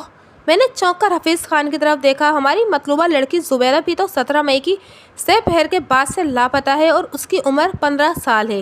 یہ عجیب اتفاق ہے کہ تم نے ریحانہ کے ماں باپ سے بات کی؟ نہیں ملک صاحب، میں نے براہ راست کسی سے ریحانہ کی گمشدگی کے بارے میں سوال نہیں کیا، اور نہ ہی کسی کو زبیدہ کے معاملے میں بھنک پڑنے دی ہے۔ وہ وضاحت کرتے ہوئے بولا، بس ادھر ادھر سے جو سننے میں آیا اس کے مطابق اچانک ہی لاپتہ ہو گئی ہے، کسی کو بھی اس کے حوالے سے کچھ پتہ نہیں۔ سب لوگ حیران ہیں کہ ریحانہ اچانک کہاں غائب ہو گئی، اس کی تلاش جاری ہے۔ ملک صاحب، حوالدار چمن شاہ نے مجھ سے مخاطب ہوتے ہوئے کہا، دونوں لڑکیوں کی عمر اور گمشدگی کے دن اور وقت میں گہری مماثلت پائی جاتی ہے۔ آپ کیا کہتے ہیں، کیا ان دونوں کے غیاب میں کسی ایک ہی بندے کا ہاتھ ہے؟ ایسا ہو سکتا ہے، مگر فی الحال دعوے سے کچھ نہیں کہا جا سکتا۔ میں نے سوچ میں ڈوبے ہوئے لہجے میں کہا، میں سمجھتا ہوں آج شام تک اس کیس کا اونٹ کسی نہ کسی کروٹ بیٹھ ہی جائے گا۔ میرے ذہن میں ایک بات آ رہی ہے ملک صاحب، چمن شاہ نے کہا، ہمیں ایک دوسرے زاویے سے بھی سوچنا چاہیے۔ تم کس زاویے کا ذکر کر رہے ہو؟ میں نے سوالی نظر سے اس کی طرف دیکھا۔ ہمیں اس نقطے کو نظر انداز نہیں کرنا چاہیے کہ خالد بھٹی نے نہایت ہی چالاکی سے زبیدہ کو کہیں چھپا دیا ہو اور خود کاموکی چلا گیا ہو، تاکہ زبیدہ کی گمشدگی کا شک اس پر نہ آئے۔ اس نے وضاحت کرتے ہوئے بتایا، یہ اس کی کوئی چال بھی تو ہو سکتی ہے۔ اس نے سوچا ہوگا جب یہ معاملہ ٹھنڈا پڑ جائے گا تو پھر وہ اپنے منصوبے کو آگے بڑھائے گا۔ ایسا صرف اسی صورت ممکن ہے شاہ جی، جب زبیدہ اور خالد بھٹی کے درمیان کوئی سنجیدہ تعلق ثابت ہو جائے۔ میں نے اس کے اندازے پر خط تنسیق کھینچتے ہوئے ٹھوس لہجے میں کہا، لیکن ایسا بھی کچھ دیکھنے اور سننے میں نہیں آیا۔ خالد بھٹی اور زبیدہ کے والدین کے علاوہ زبیدہ کی سب سے گہری دوست روبینہ نے بڑے وثوق سے مجھے بتایا ہے کہ زبیدہ کا یہاں کہ کسی بھی لڑکے کے ساتھ ایسا ویسا کوئی چکر نہیں تھا۔ عشق اور مشق کی خوشبو کو چھپانا ممکن نہیں ہوتا۔ اگر زبیدہ اور خالد بھٹی میں اس نوعیت کا کوئی تعلق ہوتا تو کم از کم روبینہ ان کی محبت سے ضرور آگاہ ہوتی۔ بہرکیف میں سانس ہموار کرنے کی غرض سے متفق ہوا، پھر اپنی بات مکمل کرتے ہوئے کہا، امین آباد سے غائب ہونے والی ریحانہ نے اس معاملے کو الجھا کر رکھ دیا ہے۔ ایک ہی دن 2 کمسن لڑکیوں کی 2 مختلف مقامات سے گمشدگی سوچ کے نئے زاویے بنا رہی ہے۔ ہمیں غور و فکر کے بعد کوئی مضبوط قدم اٹھانا ہوگا۔ فی الحال مجھے خالد بھٹی کی واپسی کا انتظار ہے۔ حفیظ، تم ایک کام کرو، میں نے نوجوان کانسٹیبل کی طرف دیکھتے ہوئے کہا، کچھ ایسا بندوبست کرو کہ خالد بھٹی جیسے ہی مرید کے پہنچے تم اسے گھر پہنچنے سے پہلے پکڑ کر میرے پاس لے آؤ۔ سمجھ گیا ملک صاحب، وہ جوش بھرے مؤدب لہجے میں بولا۔ میں مرید کے لاری اڈے کی طرف چلا جاتا ہوں۔ میں کاموکی کی جانب سے آنے والی ہر بس اور ویگن پر گہری نظر رکھوں گا۔ خالد بھٹی جیسے نیچے اترے گا میں اسے اپنے ساتھ تھانے لے آؤں گا۔ ہاں یہ ٹھیک ہے، میں نے تائری انداز میں گردن ہلاتے ہوئے کہا۔ تو تم فوراً لاری اڈے روانہ ہو جاؤ۔ وہ ایک جھٹکے سے اٹھ کر کھڑا ہو گیا اور مجھے سلیوٹ کرنے کے بعد کمرے سے رخصت ہو گیا۔ اس کے جانے کے بعد حوالدار نے مجھ سے کہا، ملک صاحب آپ اس لڑکے پر کچھ زیادہ ہی بھروسہ نہیں کرنے لگے؟ اس کے لہجے میں شکایت جھلکتی تھی۔ کہیں ایسا نہ ہو کہ اتنا تیز دوڑنے سے یہ منہ کے بل گرے اور خود کو بری طرح زخمی کر بیٹھے۔ شاہ جی آپ نے سنا ہوگا کہ گرتے ہوئے شاہ سوار ہی میدان جنگ میں نے اس کی آنکھوں میں دور تک جھانکتے ہوئے کہا، جب تک انسان کو چوٹیں نہ لگیں وہ خود ریس جیت نہیں سکتا۔ میں نے حفیظ کے اندر کچھ کر گزرنے کا جذبہ دیکھا ہے۔ مجھے امید ہے اس بھاگ دوڑ میں وہ ضرور کامیاب ہوگا۔ چمن شاہ کے چہرے کے تاثرات سے ظاہر ہو رہا تھا کہ حفیظ کے حوالے سے میرا حمایتی کلمات اسے بالکل پسند نہیں آئے تھے۔ تاہم میرے خاموش ہونے پر اس نے معتدل انداز میں کہا، میرے لیے کیا حکم ہے ملک صاحب؟ آپ کے لیے بھی بہت سارا کام نکلنے والا ہے شاہ جی، میں نے معنی خیز انداز میں کہا، بس تھوڑا انتظار۔ وہ اس بات میں سر ہلا کر رہ گیا۔ شام سے تھوڑی دیر پہلے حفیظ خان خالد بھٹی کو لے کر آ گیا۔ اس وقت میں اپنے کمرے میں بیٹھا پرانے کیسوں کی فائلیں دیکھ رہا تھا۔ خالد بھٹی کی عمر 20 سے 22 سال کے درمیان تھی۔ وہ ایک خوش شکل اور متناسب قد جوان تھا۔ اس کے چہرے پر ہلکی اور باریک مونچھیں بھلی دکھائی دیتی تھی۔ لباس کے اندر اس کا بدن اس بات کا اعلان کر رہا تھا کہ وہ کثرت کا عادی تھا۔ حفیظ خان تم جاؤ اور شاہ جی کو میرے پاس بھیج دو، میں نے کانسٹیبل سے کہا۔ وہ اوکے سر کہتے ہوئے کمرے سے نکل گیا۔ خالد تم جانتے ہو تمہیں تھانے کیوں لایا گیا ہے؟ میں نے اس کی آنکھوں میں آنکھیں ڈال کر سوال کیا۔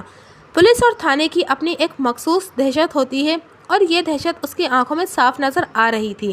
اس نے میرے استفسار کے جواب میں کہا، نہیں تھاندار صاحب، میں نے ایسا کوئی جرم نہیں کیا کہ مجھے تھانے آنا پڑے۔ میں لاری اڈے سے لے کر یہاں تک آپ کے سپاہی سے اس بارے میں پوچھتا رہا ہوں، لیکن اس اللہ کے بندے نے میرے ایک سوال کا جواب نہیں دیا۔ آپ ہی بتائیں جناب، آخر میرا کیا قصور ہے؟ وہ تھانے لائے جانے پر حد درجہ بوکھلایا ہوا ضرور تھا، مگر اس کی آنکھوں میں یا چہرے پر مجھے ایسا کچھ بھی دکھائی نہیں دیا جس سے یہ نتیجہ اخذ کیا جائے کہ زبیدہ کی گمشدگی میں اس کا ہاتھ تھا۔ میں اس کے تاثرات کی بنا پر اسے بے گناہ نہیں سمجھ سکتا تھا۔ عین ممکن ہے وہ میری توقع سے زیادہ ہوشیار اور مضبوط اعصاب کا مالک ہو۔ اس دوران میں حوالدار چمن شاہ خالد بھٹی کے عقب میں آ کر کھڑا ہو چکا تھا۔ میں نے خالد کے چہرے پر نگاہ جما کر ٹٹولنے والے انداز میں کہا، مجھے پتہ چلا ہے کہ مرید کے کہ کسی لڑکی کے ساتھ تمہارا عشق پیچا چل رہا تھا۔ ایسی کوئی بات نہیں تھاندار صاحب، وہ الجھن زدہ نظر سے مجھے دیکھتے ہوئے بولا، آپ کو کسی نے میرے بارے میں بالکل غلط بتایا ہے۔ تم پرسوں دوپہر میں کاموکی جانے کے لیے اپنے گھر سے نکلے تھے اور اسی سے پہر یہاں ایک لڑکی غائب ہوئی۔ میں نے ٹھہرے ہوئے لہجے میں کہا، ایک بندے نے تمہیں اس لڑکی کے ساتھ لاری اڈے پر کھڑے دیکھا تھا، بتاؤ تم اسے کہاں چھپا کر واپس آ رہے ہو؟ یہ بالکل جھوٹ ہے تھاندار صاحب، وہ احتجاجی لہجے میں بولا، میں یہاں سے اکیلا گیا تھا اور اکیلا ہی واپس آیا ہوں۔ ہاں ایک کم عمر لڑکی کے گم ہو جانے کے بارے میں نے بھی سنا ہے، لیکن اس بد نصیب لڑکی کا تعلق کاموکی سے ہے اور آپ مرید کے کی گمشدہ لڑکی کا الزام مجھ پر لگا رہے ہیں۔ خالد بھٹی کے جواب نے میرے رگوں پہ میں سنسنی سے دوڑائی اور میں نے سرہاتی ہوئی آواز میں استفسار کیا، تم کاموکی میں کس لڑکی کی گمشدگی کا ذکر کر رہے ہو؟ اس کا نام نزہت ہے، نزہت کی عمر 14.5 سال ہے۔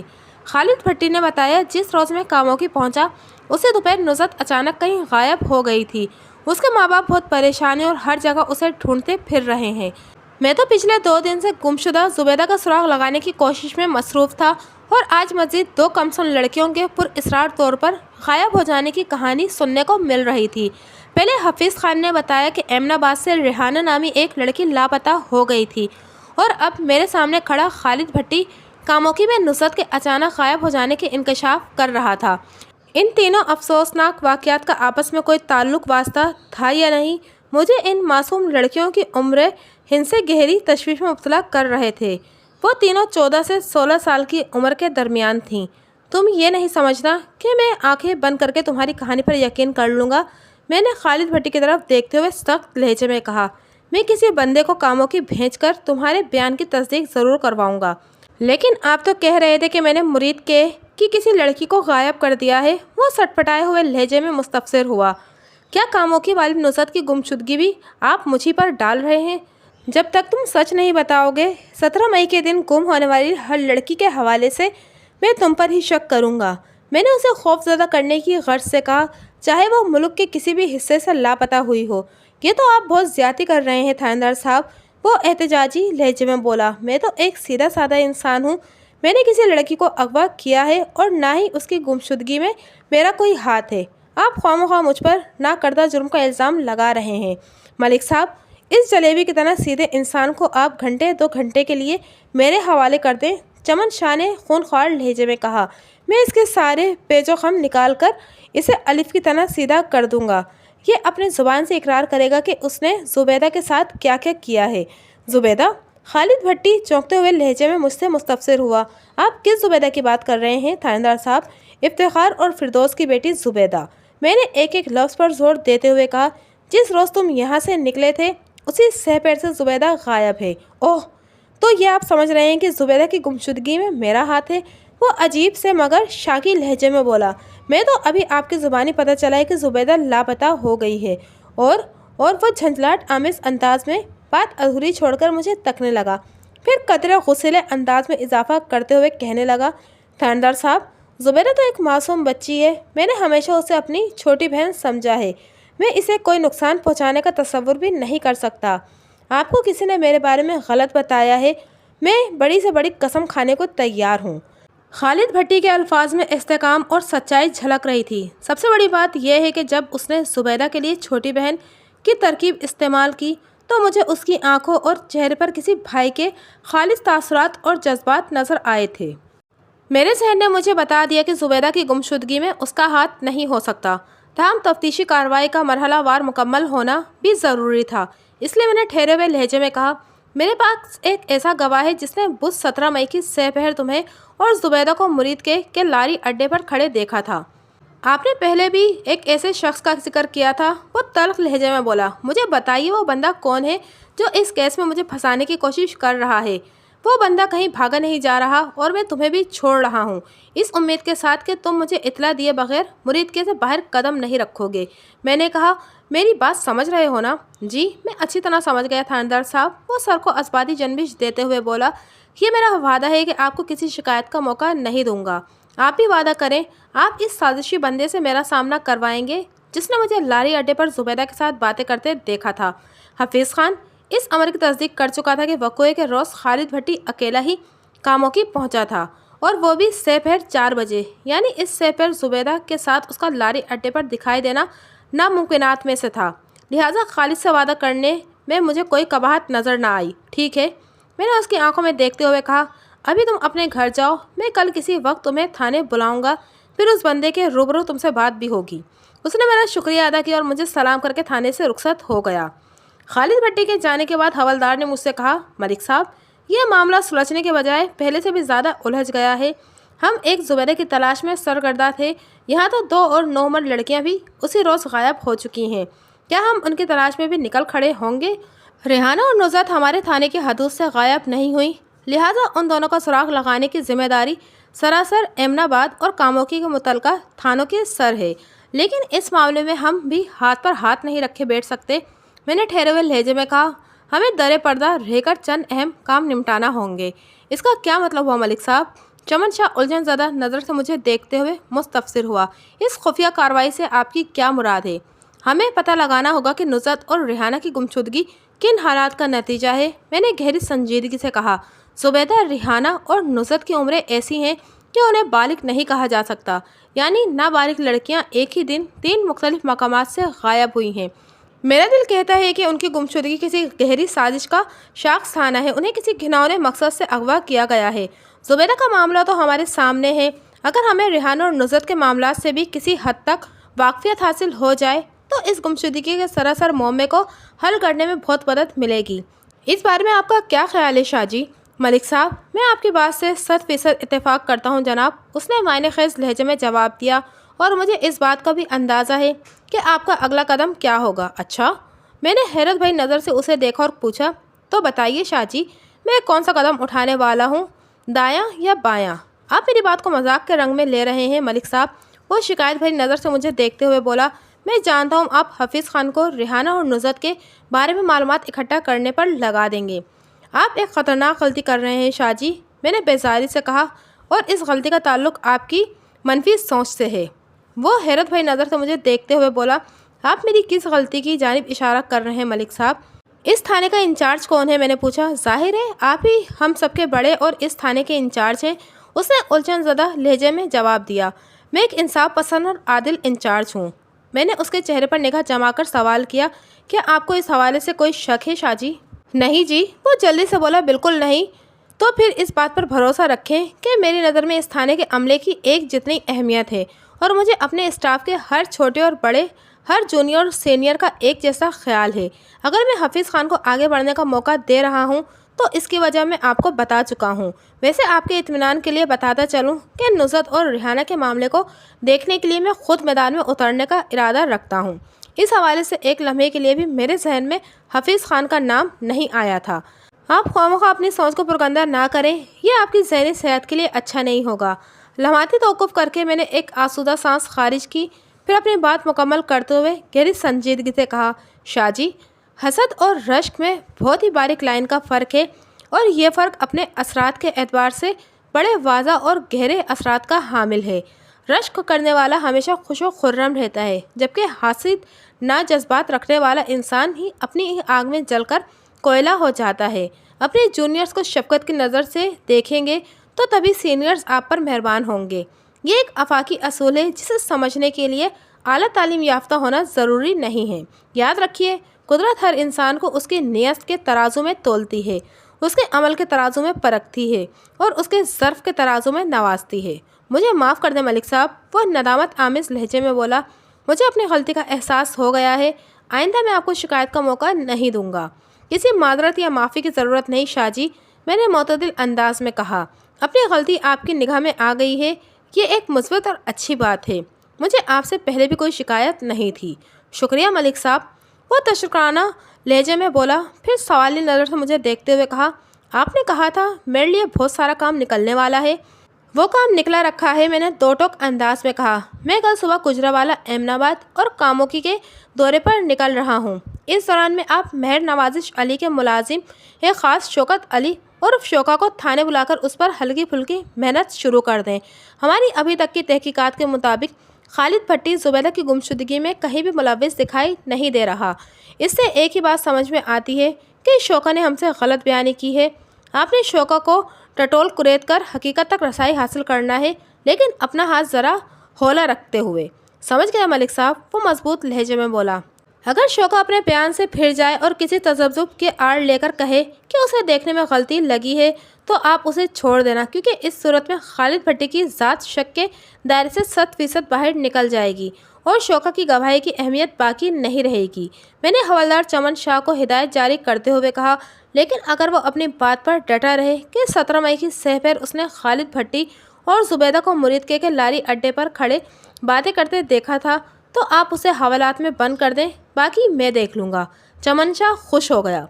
آئندہ روز یعنی 20 مئی کی صبح میں نے تھانے مرید کے حوالدار چمن شاہ کے سپرد کر دیا اور خود مشن گمشدگی نوعمرہ پر روانہ ہو گیا۔ ان تینوں نوعمر لڑکیوں کی پر اصرار گمشدگی میرے لیے درد سر بنی ہوئی تھی۔ اس امر کا مجھے یقین ہو چلا تھا کہ نصرت، ریحانہ اور زبیدہ کا اس طرح اچانک غائب ہو جانا ایک غیر معمولی واقعہ تھا، جس کے پیچھے ایک سوچی سمجھی اور سنگین سازش تھی، جسے بے نقاب کرنے کا جنون میرے دل و دماغ کو اپنی گرفت میں لیا ہوا تھا۔ مرید کے لاری اڈے سے میں ایک بس پر سوار ہوا اور گجرانوالہ کی سمت میرا سفر شروع ہو گیا۔ میں نے اس داستان میں متعدد بار مرید کے لاری اڈے کا ذکر کیا ہے۔ اس لاری اڈے کو آپ کوئی باقاعدہ بس اسٹینڈ خیال نہ کریں۔ لاہور سے راولپنڈی تک جانے والی مرکزی سڑک G T road general trunk road کے مرید کے وسط سے گزرتی ہے۔ یہاں سے آنے اور جانے والی بسیں اور ویگنیں مسافروں کو اتارنے اور چڑھانے کے لیے سڑک کے کنارے چند منٹ کے لیے رک جاتی ہیں۔ اس مقام رکاؤ کو آپ لاری اڈا یا بس اسٹینڈ یا پھر کچھ بھی سمجھ لیں۔ تھانے صدر گجرانوالہ میں شفیق گوندل نے میرا پرتپاک استقبال کیا۔ میں بھی ماضی میں اس تھانے کا انچارج رہ چکا تھا۔ اس زمانے کی یادیں میرے ذہن میں محفوظ ہیں۔ شفیق گوندل اور میں ایک دوسرے سے بخوبی واقف تھے۔ رسمی علیق سلیق کے بعد میں نے اسے اپنی آمد کی غرض و غایت سے آگاہ کیا۔ تو اس کے چہرے پر مجھے ایک عجیب سی الجھن دکھائی دی۔ ملک صاحب، یہ اچھا ہوا کہ آپ کو نصرت اور ریحانہ کی گمشدگی کی اطلاع مل چکی ہے، وہ میری طرف دیکھتے ہوئے بولا۔ آپ نے زبیدہ کے بارے میں جو کچھ بتایا ویسے ہی حالات میں ریحانہ اور نصرت بھی غائب ہوئی ہیں۔ زبیدہ کی پراسرار گمشدگی کے حوالے سے مجھے جس بندے پر شک ہوا تھا اس سے کی جانے والی پوچھ تاچھ کا احوال میں آپ کو سنا چکا ہوں۔ احمد آباد اور کاموکی کی پولیس چوکیاں آپ کے تھانے کی چھتری کے نیچے کام کرتی ہیں۔ میں آپ کی تحقیق اور تفتیش کے بارے میں جاننا چاہوں گا، اس سے مجھے زبیدہ کی تلاش میں مدد ملے گی، میں نے کہا۔ آپ بجا فرما رہے ہیں ملک صاحب، وہ تائیدی انداز میں گردن ہلاتے ہوئے بولا۔ مل جل کر کام کرنے میں ہم دونوں کا بھلا ہے، لیکن حیرت کی بات یہ ہے کہ مجھ تک جو رپورٹیں پہنچی ہیں ان کے مطابق نصرت اور ریحانہ کی بھی زبیدہ کی طرح کسی سے کوئی دشمنی تھی اور نہ ہی محبت وغیرہ کا کوئی معاملہ۔ آپ ایک تجربہ کار اور سمجھدار انسان ہیں، 14-15 سال کی کوئی ناپختہ ذہن بچی بھلا اتنا بڑا قدم کیسے اٹھا سکتی ہے؟ آپ کی بات سے میں اتفاق کرتا ہوں گوندل صاحب، میں نے معتدل انداز میں کہا، لیکن میں نے زبیدہ کے کیس میں 2 قدم آگے بڑھ کر سوچا جب مجھے پتہ چلا کہ مرید کا ایک جوان لڑکا علاقے میں موجود نہیں اور ایک شخص نے زبیدہ کے ساتھ اس لڑکے کو لاری اٹے پر کھڑے باتیں کرتے دیکھا ہے، تو میرے ذہن میں آیا کہ زبیدہ چاہے لاکھ کمسن اور نادان صحیح مگر خالد بھٹی اسے بھلا پھسلا کر اپنے ساتھ بھاگنے پر آمادہ کر سکتا ہے۔ اسی نقطے کو ذہن میں رکھ کر میں نے ضروری قانونی کارروائی کی۔ یہ الگ بات ہے کہ میری اس تفتیش کے نتیجے میں کچھ ایسا سامنے نہیں آیا جو زبیدہ کی تلاش میں مددگار ثابت ہو سکے۔ سانس ہموار کرنے کی غرض سے میں نے چند سیکنڈ کا توقف کیا، پھر شفیق گوندل کی آنکھوں میں دیکھتے ہوئے استفسار کیا، کیا آپ نے بھی اس نوعیت کی کوشش کی؟ یہ میرا مطلب ہے، احمد آباد اور کاموکی میں ریحانہ اور نصرت کے معاملات پر تفتیش کرنے والے پولیس اہلکاروں نے اس دعوے سے پوچھ گچھ کی ہے؟ بالکل کی ہے ملک صاحب، وہ ٹھوس لہجے میں بولا۔ جب کسی علاقے سے کوئی لڑکی یا عورت اچانک غائب ہو جائے اور اس کی گمشدگی کا کوئی معقول جواز سامنے نہ ہو تو پولیس کے ذہن میں پہلا خیال یہی آتا ہے کہ وہ کسی مرد کے ساتھ بھاگ گئی ہوگی۔ میرے حکم پر احمد آباد اور کاموکی میں پولیس نے کڑی چھان بین کی تھی، مگر ان علاقوں میں کوئی ایک مرد بھی غائب یا غیر حاضر نہیں پایا گیا، اس لیے ہماری تفتیش کی گاڑی بھی اسی اسٹیشن پر کھڑی ہے جہاں آپ کی۔ میں واپسی میں احمد آباد اور کاموکی میں اپنے انداز سے نصرت اور ریحانہ کے حوالے سے تھوڑی پوچھ تاچھ کرنا چاہتا ہوں، میں نے ٹھہرے ہوئے لہجے میں کہا۔ اگر آپ کو کوئی اعتراض نہ ہو تو شرمندہ نہ کرے ملک صاحب، وہ جلدی سے بولا۔ میں بھلا اعتراض کیوں کروں گا؟ گوندل صاحب، احمد آباد اور کاموکی ضلع گجرانوالہ میں آتے ہیں اور آپ یہاں کے تھانے صدر کی انچارج ہیں۔ آپ کے علم میں لائے بغیر میں کوئی قدم نہیں اٹھا سکتا، کیونکہ آپ کی اجازت کے بنا ایسا کرنا غیر قانونی ہوگا۔ ہم سب قانون کے رکھوالے ہیں، اگر ہم لوگ ہی قانون کے قاعدوں کا خیال نہیں رکھیں گے تو پھر ہماری ایمانداری اور فرض شناسی پر بٹا لگ جائے گا۔ آپ کو میری طرف سے ہر قسم کی اجازت ہے ملک صاحب، وہ عقیدت بھری نظر سے مجھے دیکھتے ہوئے بولا۔ آپ ہر نوعیت کی تفتیش کے لیے آزاد ہیں، اگر کوئی نئی اور اہم بات پتہ چلے تو مجھے بھی بتائیے گا۔ ضرور بتاؤں گا جناب، میں نے کہا۔ مزید چند منٹ وہاں بیٹھ کر میں نے تھانے صدر سے نکل آیا۔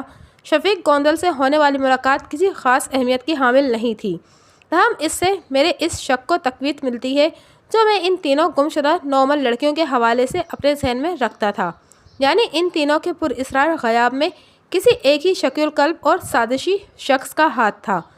گجرانوالہ سے احمد آباد چند منٹ کا سفر تھا اور احمد آباد سے کاموکی تک جانے کے لیے بھی 15-20 منٹ سے زیادہ نہیں لگتے تھے، لیکن اس سفر کی خاطر گھنٹہ 1.5 گھنٹہ بس یا کسی دوسری شے کا انتظار کرنا پڑتا تھا۔ آج کی طرح اس زمانے میں ذرائع آمد و رفت کی سہولیات میسر نہیں تھیں۔ میں نے احمد آباد اور کاموکی میں لگ بھگ 1 گھنٹہ گزارا کہ وہی وقت تھا جو ویسے بھی مجھے کسی سواری کے انتظار میں گزارنا ہی تھا۔ میں نے ان دونوں علاقوں کے اندرونی حصے میں جانے کے بجائے سڑک کے دونوں جانب واقع چھوٹی موٹی چند دکانوں سے پوچھ تاچھ کی تھی۔ اس وقت میں عوامی لباس میں تھا، لہٰذا کسی کو مجھ پر کوئی شک نہیں ہوا۔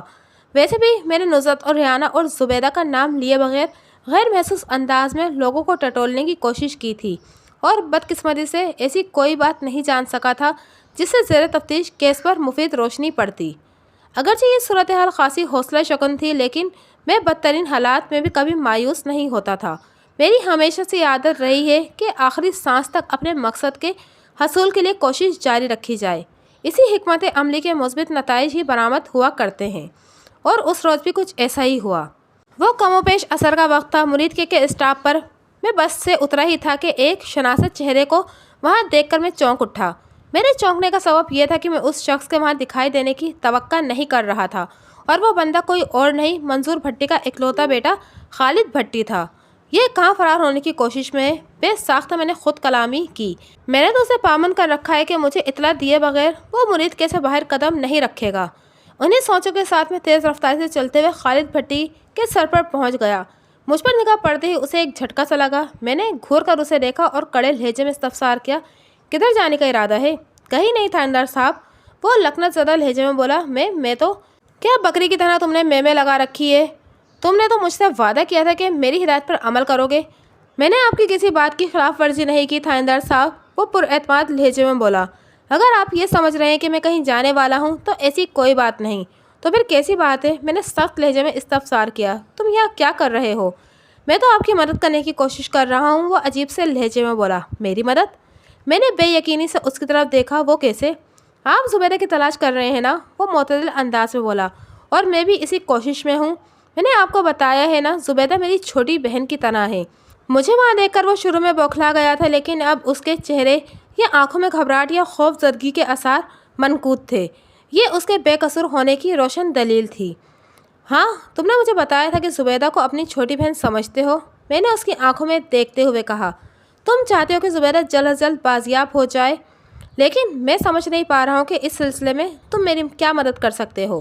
مجھے ایک ایسی بات پتہ چلی ہے جسے سن کر آپ حیران رہ جائیں گے، وہ سرسراتی ہوئی آواز میں بولا۔ میں اس سنسنی خیز بات کو پہلی فرصت میں سننا چاہتا ہوں، میں نے اصراری لہجے میں کہا۔ بتاؤ، تمہارے سینے میں کون سا طوفان چھپا ہوا ہے؟ وہ رازدارانہ اور انکشاف انگیز انداز میں مجھے اپنی تحقیق سے آگاہ کرنے لگا۔ خالد بھٹی نے غلط نہیں کہا تھا۔ اس کی بات سن کر میرا دماغ پوری طرح چارج ہو گیا تھا۔ وہ شام کا وقت تھا، میں تھانے پہنچا تو حوالدار میرے کمرے میں آ گیا۔ اس کے چہرے پر خوشی جھلک رہی تھی۔ میں پوچھے بنا نہ رہ سکا، کیا خبر ہے شاہ جی؟ دو اہم خبریں آپ کا انتظار کر رہی ہیں، وہ بےتابی سے بولا۔ تو پھر شروع ہو جائیں۔ میں نے سوالی انداز سے اس کی طرف دیکھا۔ خالد بھٹی کہیں غائب ہو گیا ہے، وہ انکشاف بھرے لہجے میں بولا۔ میں نے اسے تھانے بلایا تھا، مگر وہ اپنے گھر میں موجود نہیں ہے۔ خالد کو تھانے بلانے کی ضرورت کیوں پیش آئی؟ میں نے پوچھا۔ میں نے شوکا سے گھما پھرا کر درجنوں سوالات کیے ہیں ملک صاحب، وہ وضاحت کرتے ہوئے بولا، لیکن اس کی زبان کا تو ریکارڈ ایک ہی مقام پر رکا ہوا ہے۔ اس کا دعویٰ ہے کہ 17 مئی بروز بدھ اس نے زبیدہ اور خالد بھٹی کو لاری اڈے پر کھڑے دیکھا تھا۔ وہ اپنے اس بیان میں کوئی تبدیلی لانے کو تیار نہیں۔ میں نے سوچا خالد بھٹی کو اس کے سامنے بٹھا کر بات کرتا ہوں۔ میں نے خالد بھٹی کو بلانے کے لیے ایک بندہ اس کے گھر بھیجا تو پتہ چلا وہ دوپہر کا نکلا ہوا ہے۔ اس کے ماں باپ کو پتہ نہیں وہ کہاں ہے۔ شوکا کب سے حوالات میں بند ہے؟ میں نے پوچھا۔ آپ کے جانے کے بعد میں نے اسے تھانے بلایا تھا، جب سے وہ ادھر ہے، چمن شاہ نے بتایا۔ اس دوران میں مہر نوازش علی نے اپنے ملازم خاص کی خبر لی کہ نہیں؟ شوکا کی زبانی پتہ چلا ہے کہ مہر صاحب آج صبح لاہور چلے گئے تھے، ان کی واپسی کل کسی وقت ہوگی، حوالدار نے بتایا۔ اس لیے شوکا کی گرفتاری پر ادھر سے کوئی مزاحمت نہیں ہوئی۔ کیا آپ نے شوکا کے ساتھ کوئی زبردستی کی ہے؟ میرے اس سوال پر وہ الجھن زدہ نظر سے مجھے تکنے لگا۔ نہیں جناب، وہ نفی میں گردن ہلاتے ہوئے بولا۔ آپ نے خود ہی تو مجھ سے کہا تھا کہ پوچھ گچھ کرتے ہوئے میں ہاتھ ذرا ہولا رکھوں، اس لیے میں نے اپنے ہاتھ پاؤں کو بالکل زحمت نہیں دی، صرف زبان سے کام چلانے کی کوشش کی ہے، اور آپ کی یہ کوشش بری طرح ناکام رہی ہے نا؟ ملک صاحب، لاتوں کے بھوت بھلا باتوں سے کہاں مانتے ہیں، وہ معنی خیز لہجے میں بولا۔ ٹھیک ہے شاہ جی، میں نے ٹھہرے ہوئے لہجے میں کہا۔ مغرب کی اذان ہونے والی ہے، میں نماز ادا کرنے اپنے کوارٹر میں جا رہا ہوں۔ اس دوران آپ اپنے ہاتھ اور پاؤں کے ارمان نکال لیں، بس اس بات کا خیال رہے کہ شوکا قوت گویائی نہ کھو بیٹھے۔ میں اس کی زبان سے چند اہم انکشافات کروانا چاہتا ہوں، اور وہ بھی مہر نوازش علی کی واپسی سے پہلے۔ میں سمجھ گیا ملک صاحب، وہ معنی خیز انداز میں سر ہلاتے ہوئے بولا۔ آپ اطمینان سے نماز مغرب ادا کریں، تب تک میں شوکا کی نماز جنازہ کا اہتمام کرتا ہوں۔ تفتیشی معاملات میں چمن شاہ کسی جلاد سے کم نہیں تھا۔ میں نے اس کی صفاقی کے کئی منظر دیکھے تھے۔ وہ صحیح معنی میں پتھروں کو بولنے پر بھی مجبور کرنے کا ہنر جانتا تھا۔ 1 گھنٹہ پہلے خالد بھٹی کی زبانی لاری اڈے پر مجھے جو سنسنی خیز باتیں معلوم ہوئی تھیں، انہوں نے میرے دماغ میں کھلبلی مچا رکھی تھی۔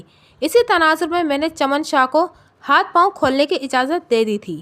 میں نماز کی ادائیگی کے بعد واپس اپنے کمرے میں آیا تو حوالدار نے مجھے بتایا، ملک صاحب، میں نے شوکا کو اچھی طرح تیار کر دیا ہے، آپ ٹرائل روم میں اس سے سوال جواب کریں گے یا میں اسے یہاں لے آؤں؟ اگر وہ بذات اپنے قدموں پر کھڑا ہونے کے قابل ہے تو آپ اسے میرے پاس پہنچا دیں، میں نے کہا۔ جو حکم ملک صاحب، وہ فرما برداری سے بولا۔ پھر پوچھا، مجھے یوں محسوس ہو رہا ہے اس کیس کا کوئی اہم سراغ آپ کے ہاتھ لگ چکا ہے۔ میں آپ کے محسوسات کو غلط نہیں کہوں گا شاہ جی، میں نے صاف گوئی سے کام لیتے ہوئے کہا۔ آپ شوکا کو یہاں لائیں، میں آپ کے سامنے اسے سوال جواب کروں گا۔ وہ گیا اور 3-4 منٹ کے بعد میرے پاس لوٹ آیا۔ اب کی بار شوکا بھی اس کے ساتھ تھا۔ اس شوکا کی ظاہری حالت اس شوکا سے کافی مختلف تھی جو 2 روز پہلے میں نے مہر نوازش علی کی حویلی میں دیکھا تھا۔ اگرچہ چمن شاہ کو اپنا ہنر آزمانے کے لیے بہت کم وقت ملا تھا، لیکن اس کی کارکردگی کو تسلی بخش کہا جا سکتا تھا۔ تھانیدار صاحب، وہ مجروح لہجے میں بولا، آپ کے حوالدار نے مجھے بہت مارا ہے اور وہ بھی میرا قصور بتائے بغیر۔ اگر مہر صاحب کو اس زیادتی کی خبر ہوئی تو وہ آپ کا تھانہ الٹ کر رکھ دیں گے۔ شاہ جی کو تمہارے قصور کا علم نہیں، اس لیے اس نے اپنا صرف کام کیا ہے۔ تمہاری ہسٹری شیٹ تو میرے دماغ میں ہے، جسے میں کاغذ اور قلم کی مدد سے چارج شیٹ میں بدلنے والا ہوں، میں نے اس کی آنکھوں میں دیکھتے ہوئے بے رحمی سے کہا۔ باقی جہاں تک تمہارے مہر جی کی بات ہے تو وہ اس وقت مرید کے میں موجود نہیں، لہٰذا اس کی طاقت فی الحال تمہارے کسی کام آنے والی نہیں۔ اگر تم نے مجھ سے تعاون کیا تو میں تم پر کوئی ہلکی دفعہ لگا کر تمہیں کم سے کم سزا دلوانے کی کوشش کروں گا۔ مگر میں نے کون سا جرم کیا ہے؟ وہ گھائل لہجے میں بولا۔ آپ لوگ میرے ساتھ ایسا سلوک کیوں کر رہے ہیں؟ میں یہاں لائے جانے والے ہر بندے کے ساتھ اس کے اعمال کے مطابق ہی سلوک کرتا ہوں شوکا، میں نے اس کی آنکھوں میں دیکھتے ہوئے کڑوے لہجے میں کہا، اور تمہارے کالے کرتوتوں کی فہرست بہت طویل ہے۔ تم نے حویلی میں مجھے بتایا تھا کہ 17 مئی کی سہ پہر گم شدہ زبیدہ اور خالد بھٹی لاری اڈے پر کھڑے آپس میں باتیں کر رہے تھے، جبکہ میں نے کاموں کی بندہ بھیج کر اس امر کی تصدیق کر لی ہے کہ خالد بھٹی اسی روز ٹھیک 4 بجے سہ پہر اپنے چاچا غفور بھٹی کے پاس پہنچ چکا تھا۔ کیا آپ کو یہ بات خالد بھٹی نے بتائی ہے؟ وہ برا سا منہ بنا کر بولا۔ وہ لوفر تو اول درجے کا جھوٹا ہے، تمہارا اندازہ غلط ہے شوکا، میں نے جذبات سے آری لہجے میں کہا۔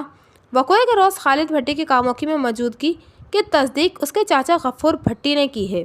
خالد نے تو مجھے تمہارے بارے میں کچھ اور ہی بتایا ہے۔ میں نے داستہ بات ادھوری چھوڑی تو وہ بےتابی سے مستفسر ہوا۔ اس کمینے نے آپ کو کیا بتایا ہے؟ خالد بھٹی کے فراہم کردہ معلومات کی روشنی میں کمینے، لوفر اور بذات تو تم ثابت ہو رہے ہو، میں نے تلخ لہجے میں کہا۔ خالد بھٹی کا کہنا ہے کہ تم لیاقت موچی کو بہت اچھی طرح جانتے ہو، جس کی دکان لاری اڈے پر ہے۔ تو اس میں ایسی کیا خاص بات ہے؟ وہ ترخ کر بولا۔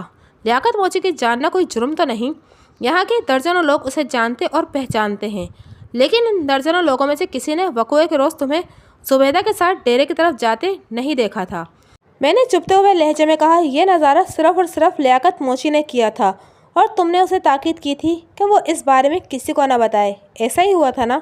اس کا چہرہ سیاہ پڑ گیا، تاہم جلدی سے سنبھلتے ہوئے بولا، لیاقت موچی نے غلط بیانی سے کام لیا ہے، زبیدہ کبھی بھی میرے ساتھ ڈیرے کی طرف نہیں گئی۔ شوکا، یہ صرف اکیلی زبیدہ کا نہیں، پورے 3 کمسن بچیوں کے اغوا کا معاملہ ہے، میں نے ایک ایک لفظ پر زور دیتے ہوئے کہا۔ امین آباد سے ریحانہ، کاموکی سے نصرت اور مرید کے سے زبیدہ ایک ہی دن میں پر اصرار طور پر غائب کر دی گئی ہیں۔ پھر میں نے اس کے زبان کھلوانے کے لیے سچ کی ہنڈیا میں مصلحت برادر جھوٹ کا تڑکا لگاتے ہوئے اضافہ کر دیا۔ میں نے پچھلے 3 دن کی تفتیش سے پتہ لگایا ہے کہ یہ گھناؤنی حرکت کسی ایک ہی خبیث شخص کی ہے۔ تمہیں بالکل اندازہ نہیں کہ اس سنگین جرم کی سزا عمر قید بھی ہو سکتی ہے۔ لیاقت موچی عدالت میں یہ بیان دینے کو تیار ہے کہ 17 مئی کو اس نے تمہیں زبیدہ کے ساتھ ڈیرے کی طرف جاتے ہوئے دیکھا تھا۔